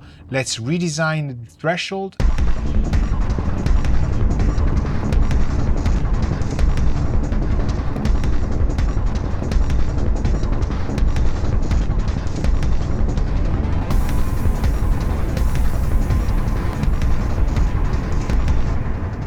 Okay, you hear it sometimes, or I hear some crapping out.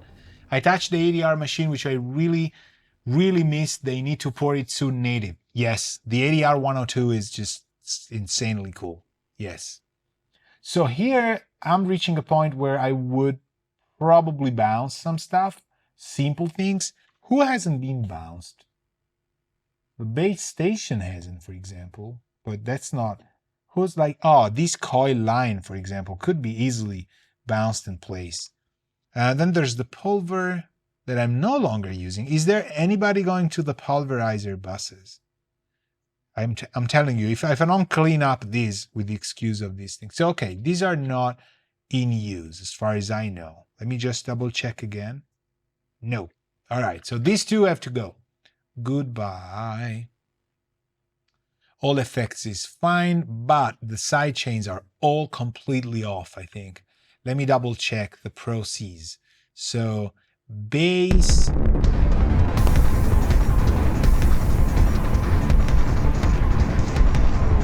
This is not too bad. Okay, this is this is destroying itself. So let's do a B.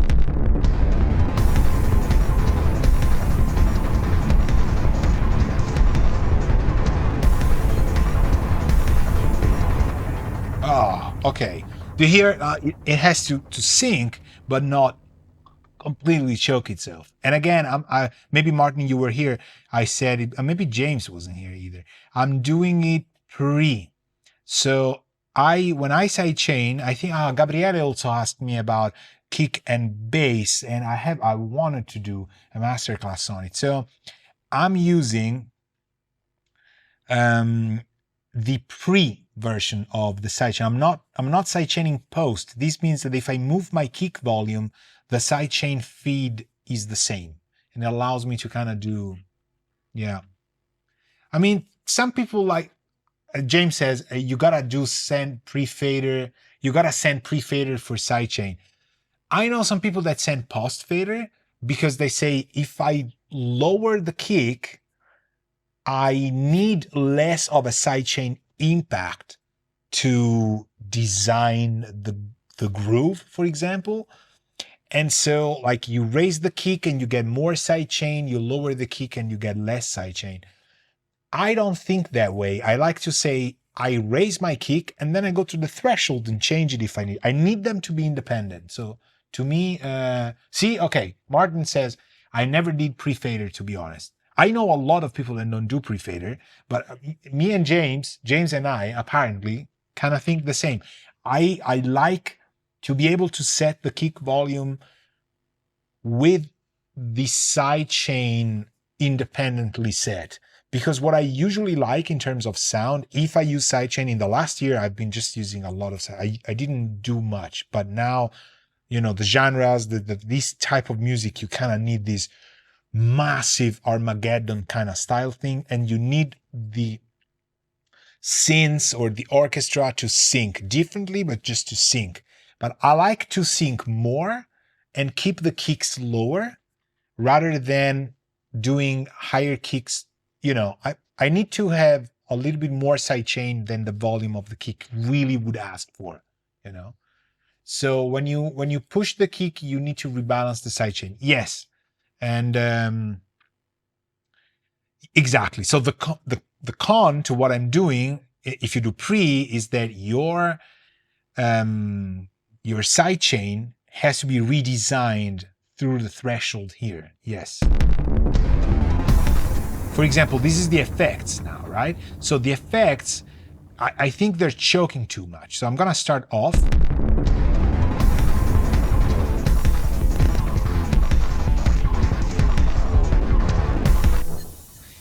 I love this way of doing it because if I take the threshold and drop it down, I am kind of drying the mix down a lot. And I like that. World-ending sounds. Mr. Gum, thanks. Because I take it as a compliment, although I wish I'm not writing, I hope I'm not writing music for it, but it has that kind of vibe. Yes, it's got like the inspiration I'm taking from, it's kind of that. So it needs to be sort of on that line. So Mr. Gambit, thank you very much. I appreciate that it's a world-ending sounds. I hope you meant it as a compliment, yeah, and not just like, oh my God, if he starts making music like that, the world's gotta end. There's no reason to be there. So if I drop the threshold to -60, it's on the all effects bus. And if my routing is correct, which I hope it is, let's bring in the effects just to make sure, because obviously you pay dearly for all of your effects issues. The hardware effects, they don't have an output. They come back from the 2 bus, and all of these go to all effects. So this is good. Okay, we can ditch this. Sounds glorious. Thank you, Mr. Gambit. Thank you very much. I kind of extracted another compliment for you, but now it's there. I'm gonna take it and leave. So, so if I move the threshold with this configuration on the all effects, I will kind of dry the session down, right? So the effects can help the kicks and the beats, the low frequency kind of blend in, or they can kind of flood it. If it floods them, it doesn't sound defined as much. And remember, my beats are mono-summed. they have a mono maker and it's 100% no side content. So these kicks you hear, they sound stereo to you because the effects are making them stereo, but the source of the kick is 100% mono, okay? The samples were mono. Some of them I got from the mono machine. Some of them come from mono sources, so they're mono. And if they weren't, they will become mono because I'm completely castrating the side of the Beats bus. So let's try and play with it and just this loop just go up with the threshold and hear when I think it's kind of a good point.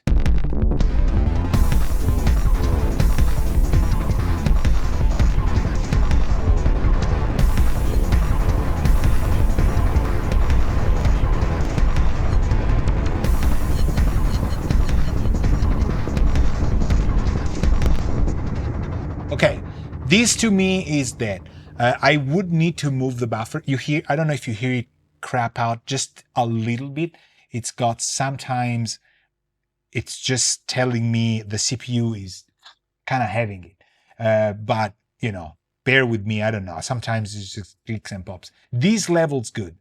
And I usually keep these at 18 and I kind of, as I told you, it's between the first and second line. I kind of hate to be, I don't want to say teach, to be teaching that, you know, like visual kind of trick and stuff. But to be honest with you, every time I've done this, I end up with sort of like a 3/6 thing, you know, but just go by ear. You hear when it was kind of a 12 o'clock threshold, it was horrible. You could hear the effects, but they were placed in a weird way. At that point, I would have rather had the threshold completely down, like a completely dry session, like this.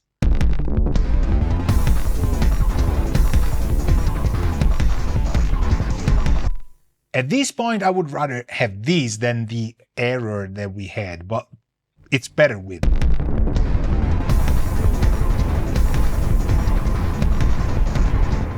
It just, you know, there's no mix bus cleaning and all that stuff, but it just feels the space, right? And well, there's, for example, I usually have an orange EQ here, so and a master desk now in this thing. Oh, there's no orange EQ. Why there's no orange EQ? All right, so in this setup, let's try MixHead. Martin's like, oh, thank you very much. That's why I'm here.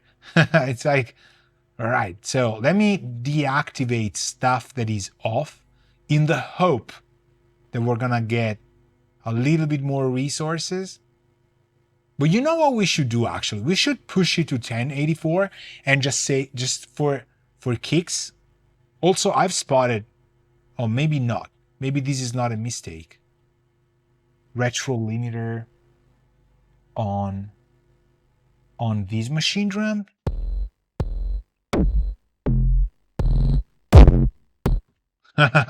Well, maybe it was right.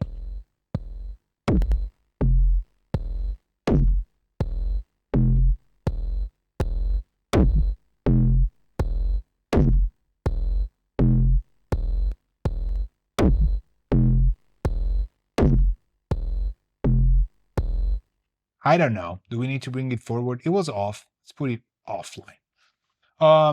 Thank you, Alberto. Yeah. I'm still delaying. Well, okay.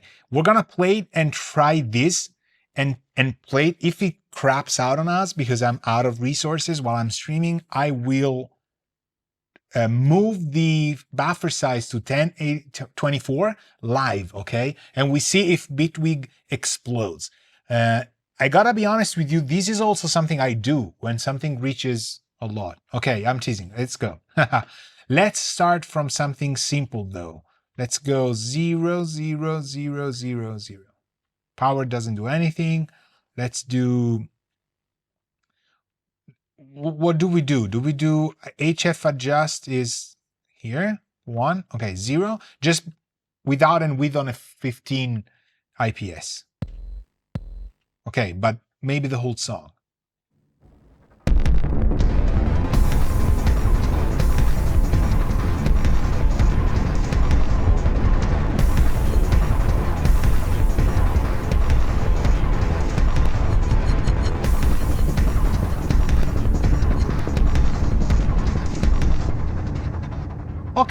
So to be honest, it's in the right direction in terms of not being old school tape.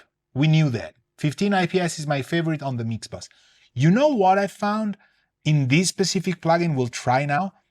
I'm usually like you. The 30 was awesome on some drum basses and stuff. For whatever reason, maybe I needed the detail more than the kind of, I don't know. Or I was using a lot of drive, and so 30 was kind of balancing it out. I don't know.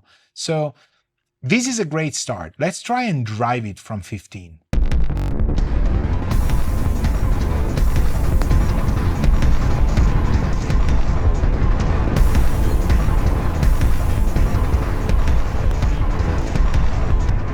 Okay, so it's gaining it's gaining up, right? It's becoming louder.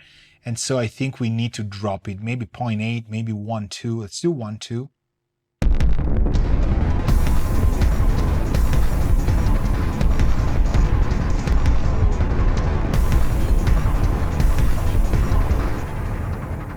Honestly, this sounds really good. Really, really good. It's already doing that. But can I do the 1024 thing? Let's do that. Let's do that. I'm gonna open the control panel and say like, oh, this is not working. We go 1024. You ready? Live. Boom. Okay. Bitwig's reassessing.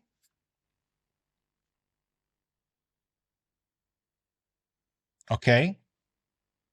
This is my first time ever doing this, huh? So I haven't tried that. Absolutely not. So it's recalculating stuff because, as you know, the plugins need to be reloaded, and it's reloading them. Reaper can do the same even without waiting. It's instant in Reaper. All right, all right. But I think it's the sandboxing here that will probably do that. Here we go. Loading that. And just consider that I have I have tons of Reason chains, but two main Reason plugins. The drum effects, okay, but I also have Reactor.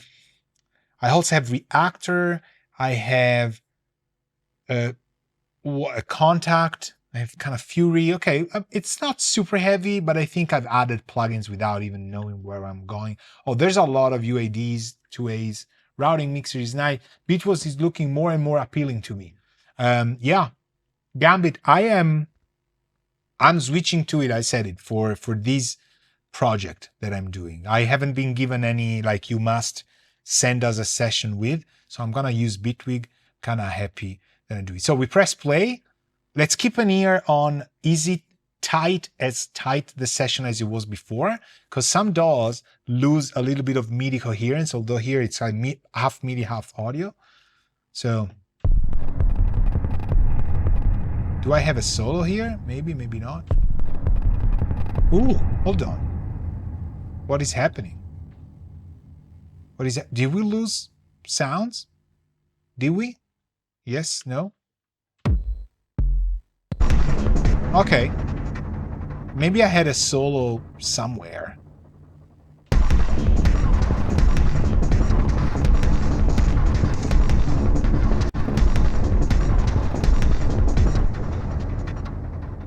Okay, I turned it off and I really hear a wrong balance I would like to send. So I kind of like send to my boss, okay? I like it better without, but this doesn't mean I hear what it does. There's just something that I wouldn't necessarily want to add. Let me try, and it's not high frequencies, it's not distortion, it's just I liked the balance before. It happens a lot. I am kind of at a point, maybe in this specific part, in which I'm more afraid of what I can lose as a composer, producer, than I can gain with a plugin. This doesn't mean anything about MixHead. You know, maybe it's the best tape ever. It sounds cool. It's just, I'm against a lot of tape in the mix bus for my stuff. So that's going in the same exact direction. Let me try 30. Tape speed. Okay, so tape 30 is doing a complete drop in output.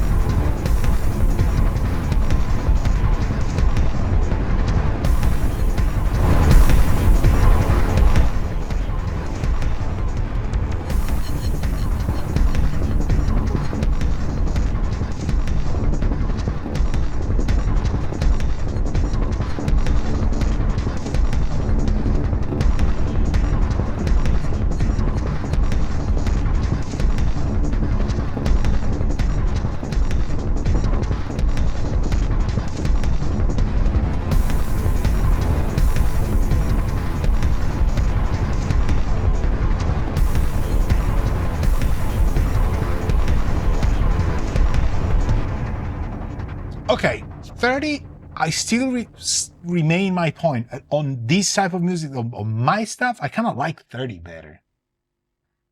I actually, Martin says like, maybe lowering the input, it could be you're running it quite hot. It could be, yes. Hey, Gary, hello. Cubase Academy is here.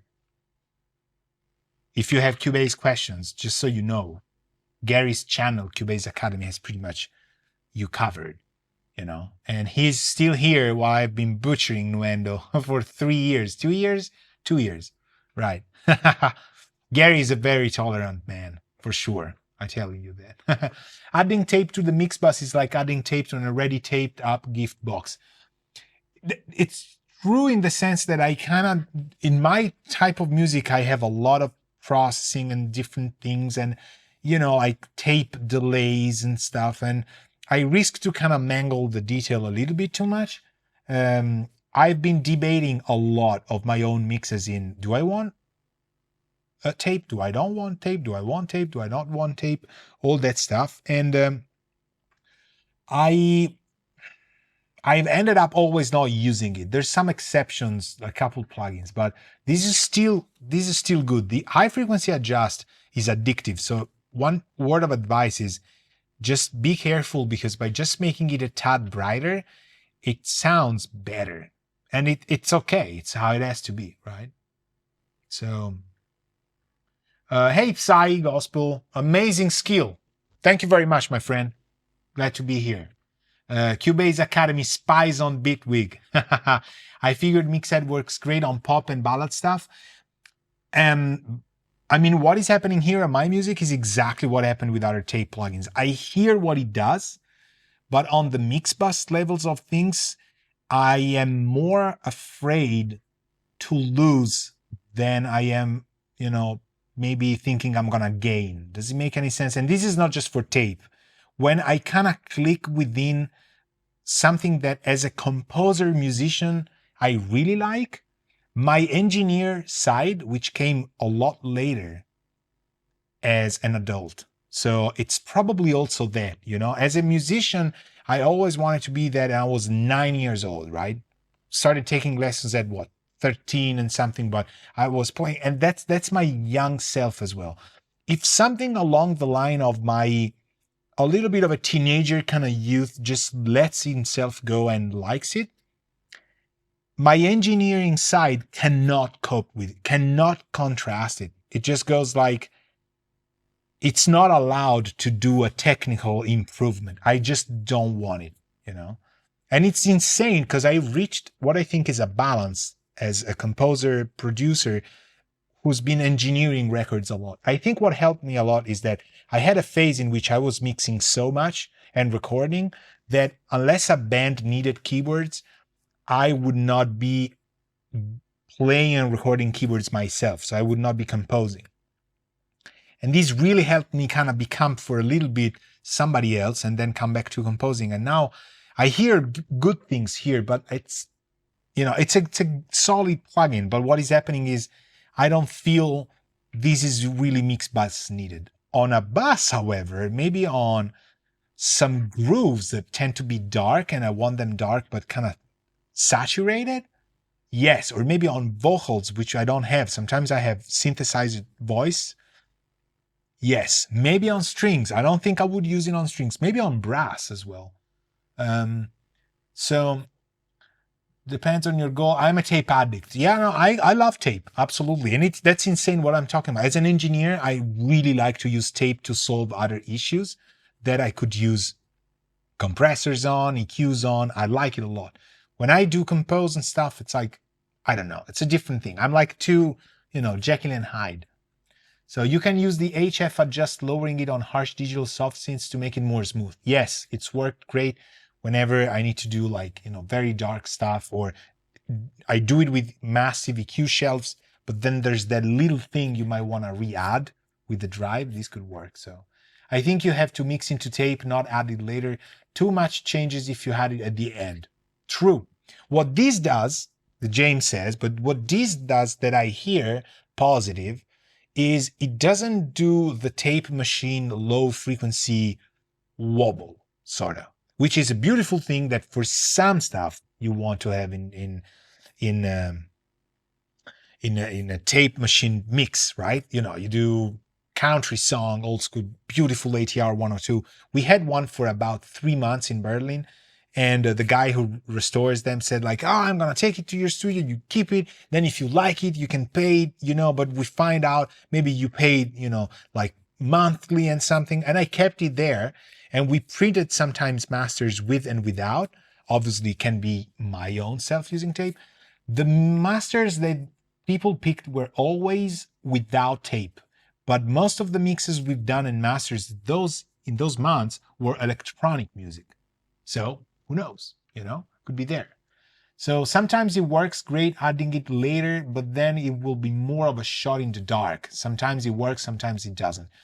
I think if you do it later, you need to really feather touch it, you don't need to go, that's like the Joey Carvalho, putting challenge, right? May I suggest, putter, 3-wood. And that's the thing. Don't do 3-wood maximum strength when it's just a feather touch thing, right? Otherwise, it's like record is in garage. No, what is it? Parking lot. One of my favorite Simpsons episodes. So here, you can probably, I wouldn't even go 375, but at 30, maybe we underdrive it like crazy. Let's do that. Let's do the opposite.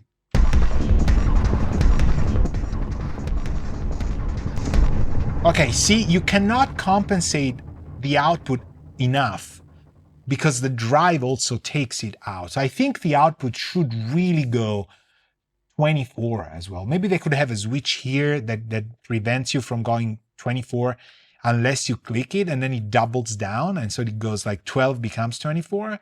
That could be cool. Or just have it at 24.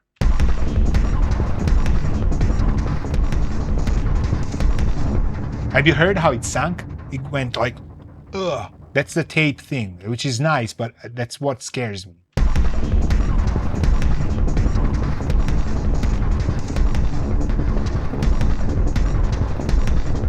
Hear how that kick is really can you see it?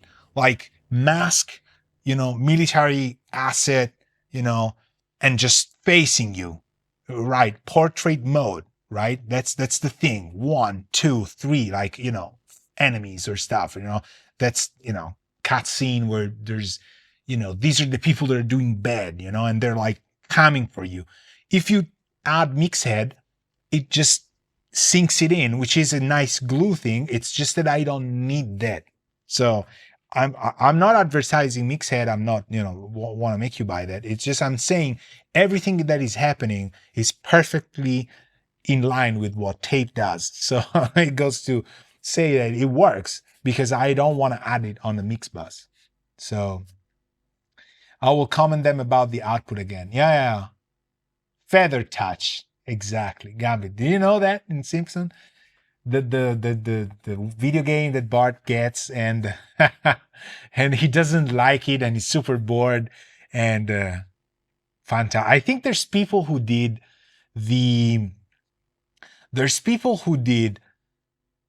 fake NES cartridges cartridges. That's the English word for that video game, which doesn't exist, but you can touch it, and I would love to have it here, like Leo Carvalho's pudding challenge. I put the feedback about the output volume and gear size as a feature request. Nice, thanks, Martin. That's nice. Because it's just a shame. Let's take it off here and move it to just the synthesizers, after the sidechain's been done. Actually, no, before, because I'm someone who thinks the sidechain has to rule the end thing. So, all right. So let's try this. Let's reset everybody. I still believe that my DZ tape kind of whatever. Let's try that. Before and after.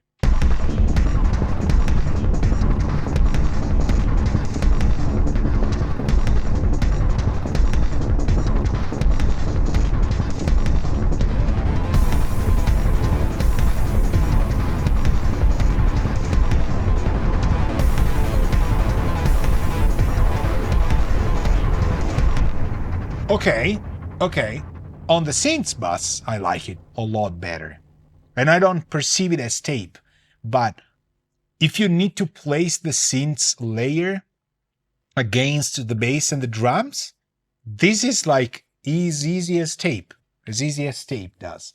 It blends it somehow. Yes. So a little bit maybe too light-handed on the mid frequencies for me on a single instrument. Awesome when overdone on bass synths, but that's sound design. And nice, but the typical issues I have with tape on my own mix buses. So, and people might say, you could have put it initially, at the very start of the chain. Why did you put it after the SSL thing? I don't know. It's just like I put it there. Okay, probably, yes, could have been wrong, whatever. But, I hear it doing exactly what I usually don't want my music to have on the tape, which is what tape emulation does. Still better than a tape machine, still closer, but way, way light-headed. And we will probably find a setting that is so light. But for synths, this has worked. Let me move these on bass. Okay, let's try it on bass before the sidechain. Let's restart my preset.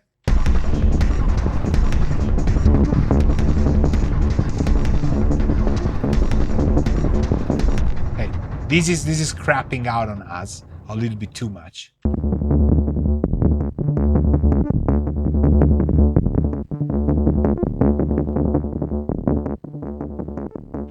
You hear the detail, it's just kind of making it wonky a little bit. Okay, no, let me restart this. Let me try it on grooves. Okay, on grooves. I'm using it in context because I want to hear if something is really helping the soundstage deliver. Like if there's something this is not a mix, but if there's something that could be highlighted somehow.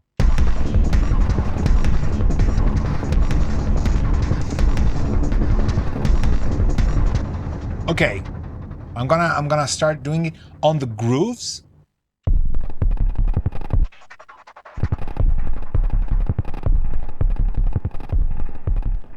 Oh, okay. This is like Full Metal Jacket, in which they say, looks like we finally found something you're not a complete asshole at, right? This is not the same. It's a good plugin, it works, and that's probably the same in the movie. It's just the sergeant that says that. But we found something that you can do in here. The grooves are insanely good. So this is my mono machine samples. So I'm thinking, everything Electron kind of works.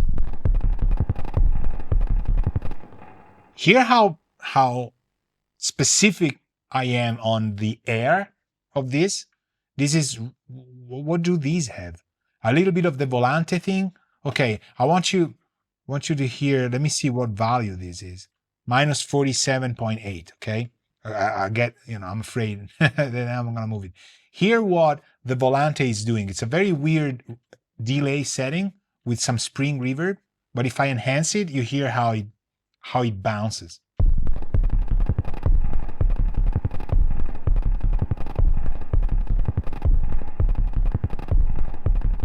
I actually don't hear it. Oh, I don't hear it. Why don't I hear it?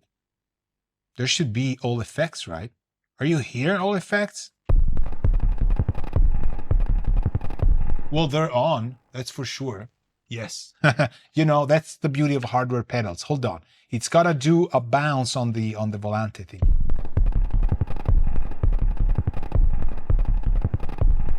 Why don't I hear it? Oh, maybe because it's not going out here? No.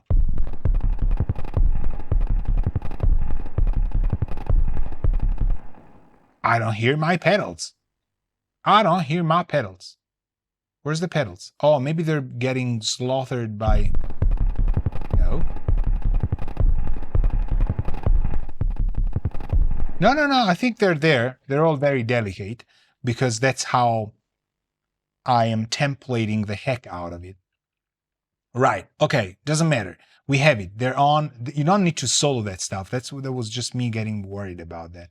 So minus, let's do that. Let's keep it here. Doesn't matter. So it's doing some rebounds and it's all weird. It's got like 3 and 4 for the heads and 2 and 3 for the feedback. So it sounds like crap on pretty much anything, this volante setting I have, but when it works on some drums, it's just having that, you know, Armageddon kind of style. So here MixHead really sounds good. I want to do it in solo.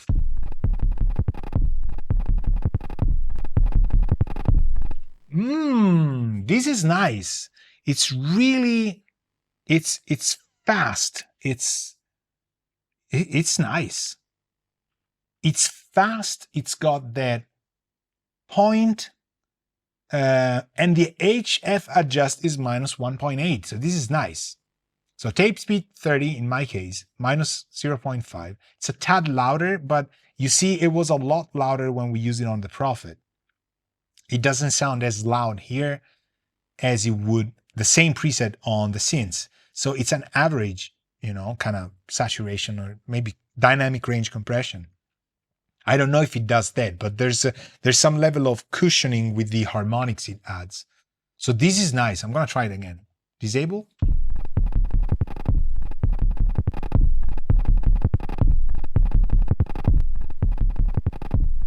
It's still pointy without, but with. I'm gonna keep it. On the grooves. Okay, let's try it on drums. Here, I think we tried it. It's already so washy-washy, so Mr. Washy-washy, and I don't want to do it. Let me try the beats. The beats are dangerous. Last thing these things need is just more highs, right? And I'm even carving them here. What if I cut it here and then add it on the tape?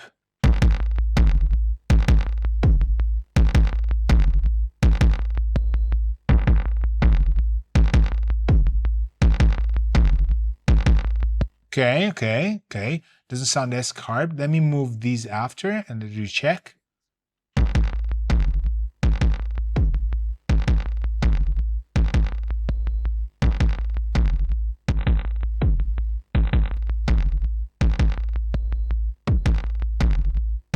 Okay, a little bit after. Okay, let's try now this.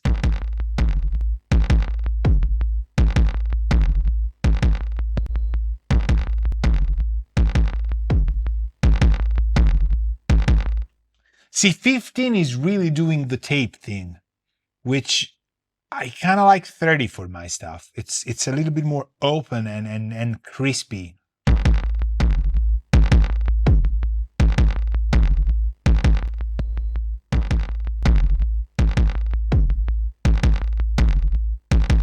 Okay, that's what we want to do. So 15 is eating a little bit too many highs, but let me do without these two.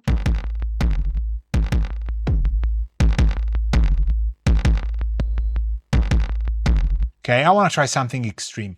Go very dark and then overly adjust the high frequencies.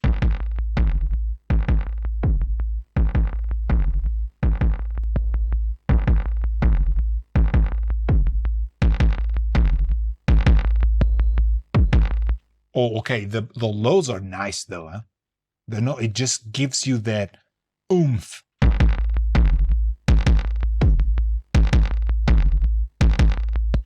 Yeah. Maybe just without the filter.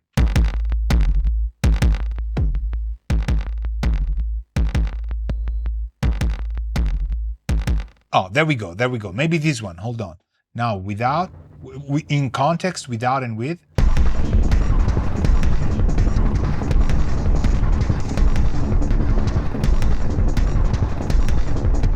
Okay, okay. It's losing extreme belly somehow, but it's getting a lot more detail without being kind of confusing, if that makes any sense.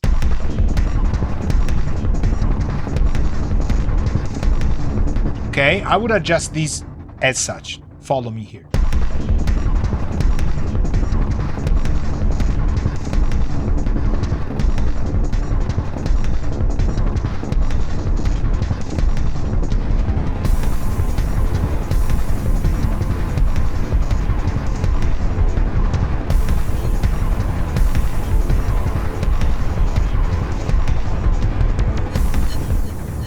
Okay, this also works.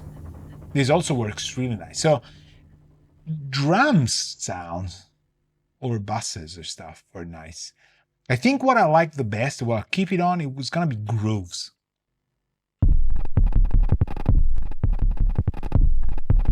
It just keeps it up, right? So this one, yes.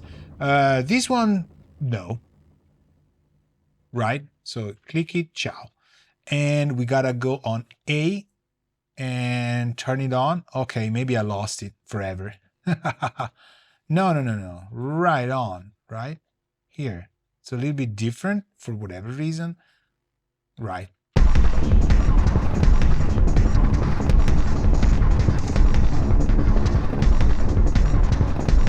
think it was high. All right, I'm not gonna save. Or actually, I'm gonna save more group testing, whatever, 04. Because I want to recover what that number was. Maybe if I undo, it will work, but I will not doing. So what I was mentioning is look at the beats here. It's completely 0% width. If I had it on 100,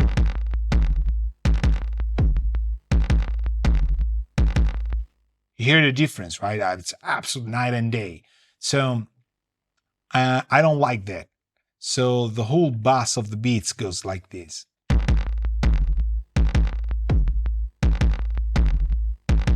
But the effects are still stereo, and they're kind of light somehow. Not too much, but they are. So yes, it worked. They make so many weird plugins. Did you know about this plugin here, Good Math? This is another Make Believe Studios thing. And you can click this to have a little bit more. I have no idea what this does, the A. Let's try that. You just add numbers randomly until it sounds good. It's mathematically forcing the computer to, I think, round the calculation somehow. It's weird. It's placebo. I don't know. But let's try that.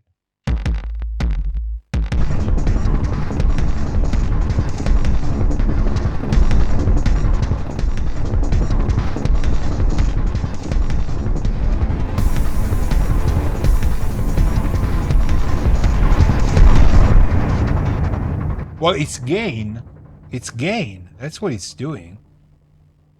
I don't know. We just do this.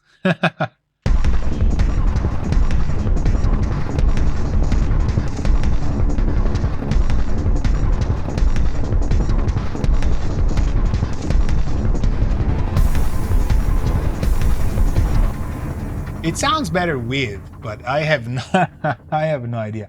I mean, this is just to tell you these people are insane. They make amazing plugins, but they are also insane, and they're insane because they have presets. So look at these presets. So I think I'll go with error.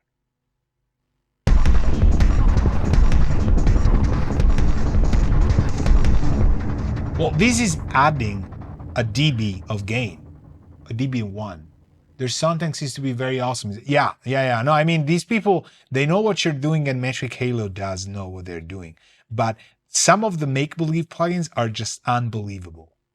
But you gotta like try make-believe. They have very awesome stuff, like the sprees, the Sontec MES-432D, the parallels are very nice. The EQ is great as well. It's a very, very simple utility EQs. I know we got tons of them, but you can use it. And I think it's got sauce. See this? Sauce. So it's not clean. It's got some kind of vibe to it.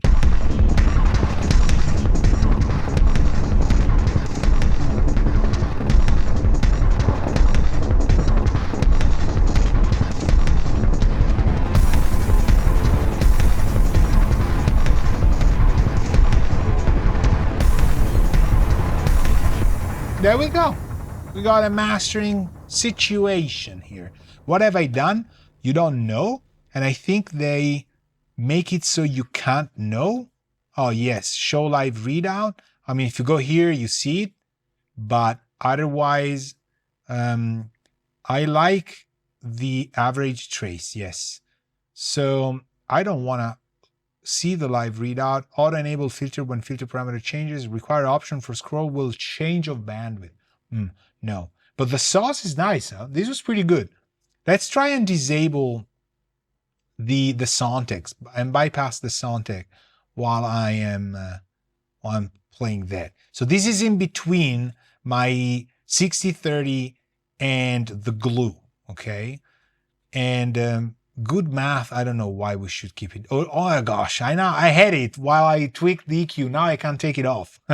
Let's try and bypass the Sontec and bring it in. It's a little bit louder because I didn't compensate the output all the way, but it's just a vibe thing. Hear how your speakers are like, or your ears are like cleaner. I don't know. Try that. Try and describe it yourself. Let me know what you think.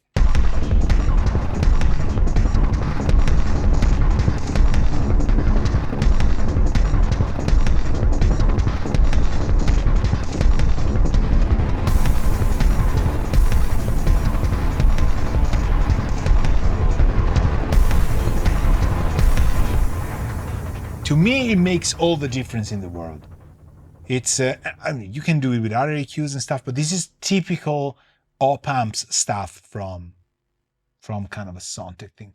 It's just more open and forward, right? Yes, it doesn't sound wider, but there's more sprinkle in the width that you had. So it's not wider, but there's a little bit more detail, like you've worked in mid-side, but I haven't worked in mid-side. And the other thing is, which I really love, is the forwardness of it. And I think there's few EQs that you can do what I'm doing here. 240, 1700, 6.2. These are three, if I gotta be honest with you, it's three areas I would dip, not boost. Insane, right? And then I'm doing half a dB at 12 and 1 dB at 100, which is maybe a little bit too much, but I've been mixing into it since the get-go, so this is gonna stay. 240, usually dip. I mean, 200 hertz, you have maybe the issues of having too much.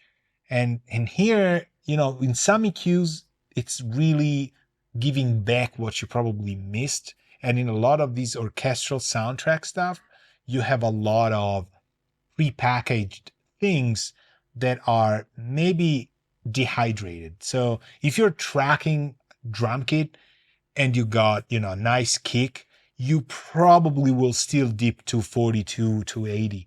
because you're getting a lot of box from the kick. It's very hard to get a situation in which you're miking it, unless you know which mics to use and where to point it at, that you're gonna have to. But like, 1700 higher presence, 6.2, we're getting into sibilance zone, but it works. It works really well. I don't know. And then 12K, and I wouldn't boost those frequencies indeed. Interesting. Martin says, yeah, absolutely. And I've learned these from people who've been mixing film and video games a lot. They tend to, I was watching them staying silent, and you take a look at the frequencies, maybe on a mastering EQ, even software, hardware, and you go like, you will notice like, oh, 240. All right. 1700, or it can be, 1915, but it's like 17. All right. 1 kilohertz, 0.5. Oh, I don't know. And then you take a look at the highs, and it's maybe like 7K, and it's like 7.5, and like, what? And then you sum it up and you go like, these 3 things I would never bump, right? We should do kind of an opposite thing, right? So like do this, right? These minus 1.5. Let me see. So 1.5 minus 1.5. 1. And let's keep the shelves where they are, okay? Let's just do A, which is the boost, and B is the dip of the exact same stuff. This is probably going to accentuate like what is really happening.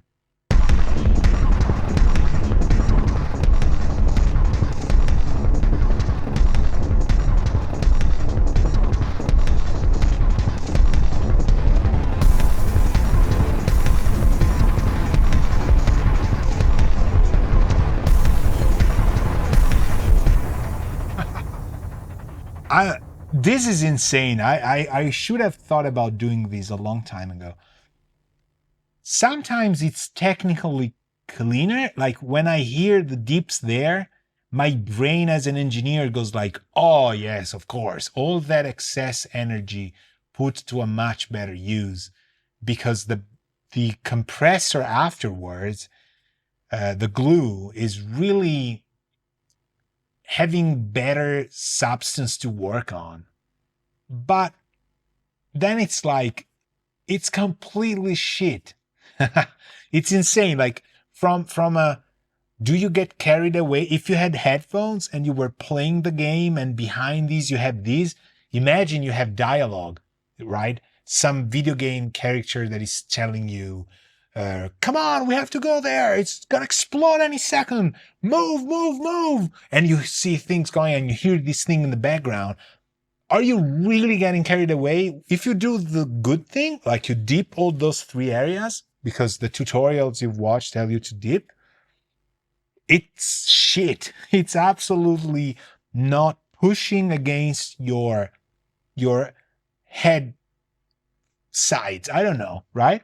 But when you go into it, when I go back to the A, so the boosts, I hear like a lot of things that technically start blooming too much even, okay? And so maybe you could fix it in other ways, but 2 seconds after, you're gone. It's like you jump into a pool and you go like, wow, it's so cold. And then it's like, oh, it's the best thing ever, right? It's that thing. The moment you touch the water, you go like, holy crap, this is cold, right? Or this is hot. And then it's like, oh no, it's perfect. Because the contrast is not making you really see the vibe of the thing. You're coming from -2 to +2. And it's like, and those areas show up as problematic. Then you let it settle and you go like, no, I want a vibe in here, not in the other one, right? So, cool. Right, people, this is dinner time, as usual. We do a lot of that. So we do a lot of eating as well, but not on stream. So I have to remember I have a MIDI cable going through my male genitalia, because if I stand up now, hey Patrick, how you doing? Thank you, Patrick. You just came in. It's like, hey guys, here's your pizza. I just came in with pizza. Not like the delivery guy, but like the friend that comes to just, a party with other people geeking out, and has the amazing independent idea of saying, I brought pizza, people. I used to do it in studios when I was kind of younger. I did it with Valeria as well, with donuts. When I used to visit studios in LA, I would kind of bring a lot of donuts in at any kind of time. Even at evening time, I would stop. Some places had these donuts places close by, still open. They would have like clearances by 4 p.m. and I would go, you know, just buy them and bring them. And people would be like, "Oh, he brought donuts. He brought whatever," and and you would be instantly loved, right? Because what I was doing was mostly bothering people, so I tried to be kinder. So thank you, Patrick, for the for the virtual pizza delivery. That's really nice. Loved it. You're welcome, Martin. This was nice. This was probably the first stream in which I had no idea what to do, just knowing that it was Friday evening and we were gonna do it, and I had to clean stuff out. And while doing this, we didn't see all the Metric Hollow plugins. We didn't see all the, I don't know, Bitwig new functions, whatever we wanted to try. But I also cleaned my template out. We saw a lot of stuff. So battering is part of the learning process. Yes. I gotta say, like, people have always kind of be super patient with me. But when you get the feeling of saying like, they said yes, but they would have wanted to stay alone or just not having me buzz. And so I turned from these talkative to super silent, just because I'm super afraid to bother people. So people, this has been amazing. So we are going to do this. We're going to meet again on Wednesday, probably continue with it. At some point, if we don't have anything to demonstrate or just new plugins to brainstorm on and things, I will kind of work on the song, So I'm going to pillow around the fact that I need to write stuff. So this thing needs to end. And at a point that I still don't know, where it kind of tells a little bit of a story that can be used in a cutscene or loop stuff. And then we write different stuff. All right. So thank you very much again for being with me. Thanks for all the good fun. It was really good. Really nice. Thank you, Martin. Thank you, Patrick, for dropping by. Mr. Gambit, thank you very much for also the compliments that you meant by also kind of forced you to reinstate. Thank you, James. I don't know if you're still here. And have I forgotten anybody who's awesome here to stay here? Oh, yes, of course. There was Hetfield Singh. Thank you for dropping in. This was, I think, the first time I saw you here. I already said James. So James probably fetching himself. Gary from Cubase Academy. If you have any doubt or question on Cubase and Nuendo, head over Cubase Academy, the channel. Gary is super patient. I am living proof. And he also knows a lot on Cubase. But he was spying on us today for Bitwigs. And I know I've missed another very kind person and soul, Sai Gospel, who said, amazing skill. Thank you very much. Glad you liked it. Hope you will see here. Thank you for the stream. Always fun to dive in the mind of Alberto. Welcome. Thank you very much. Check out, if you haven't, if you're not coming from a Patreon, things that I do for mere money, which is my Patreon's masterclasses and things. We're on Discord as well, and plus the streams. If this is happening, this is something I should say a lot more. If this is happening, streams, talking, plugins, educational discounts, bothering people who are in the business and stuff, it's because of my patrons. So these people, a lot of people are in here. I've already named you, awesome as you are. Make it possible for me to say, okay, I can buy groceries as well with this much money. I can make streams and streams. And I'm looking forward really to do even a Monday stream. This would be cool. This would probably push me to write the music I need to write by September, because it's already it's already week 3 of May. I don't function if I don't have a deadline, but if I get close to this deadline, I'm dead for sure. So, all right, we got to do it, people. Thank you very much for being here again. Ethan's been bothering you for, I don't know, so much. And I'm trying to limit his firmware aggression factor. but he still stays there, delivers all the good advertisements. So you got the links, you got the information, everything. We're gonna see each other soon on Discord and also on everything that I've done platform-wise. More music, check out these stuff, check out what we've been doing lately. And there, if you're at Superbooth, go bother the people at Bitwig, tell them that they're awesome in helping me out with what we've set up. And maybe we should do a composition challenge. I would love to do that. I know people are very scary to compose sometimes, or like they don't have, maybe they write and do mixing like different things. Like, you know, if you're into rock and you compose for your band, you can't really join a composition challenge for, I don't know, maybe a soundtrack thing. But maybe some people want to try it just because, you know, you're writing for your rock band. It could be awesome. You might write something for whatever, a cutscene or, you know, an idea. We could start with like a common scenario and we just get, you know, I could write like a synopsis like I get sometimes, or a sketch. I also get sketches, but the sketches they're not mine. And I cannot draw for the life of me. So what I get sometimes are pieces of art. I can't believe people sketch stuff. People behind the video game, there are amazing human beings that will be probably forgotten for the work they've done. I hope not, but you cannot believe how some people draw. I know Patrick is into the gaming industry as well. Some people draw a type of spaceship that is the most amazing picture you would hang to a wall, and it's just a sketch of 20 that they do, and maybe nothing gets approved.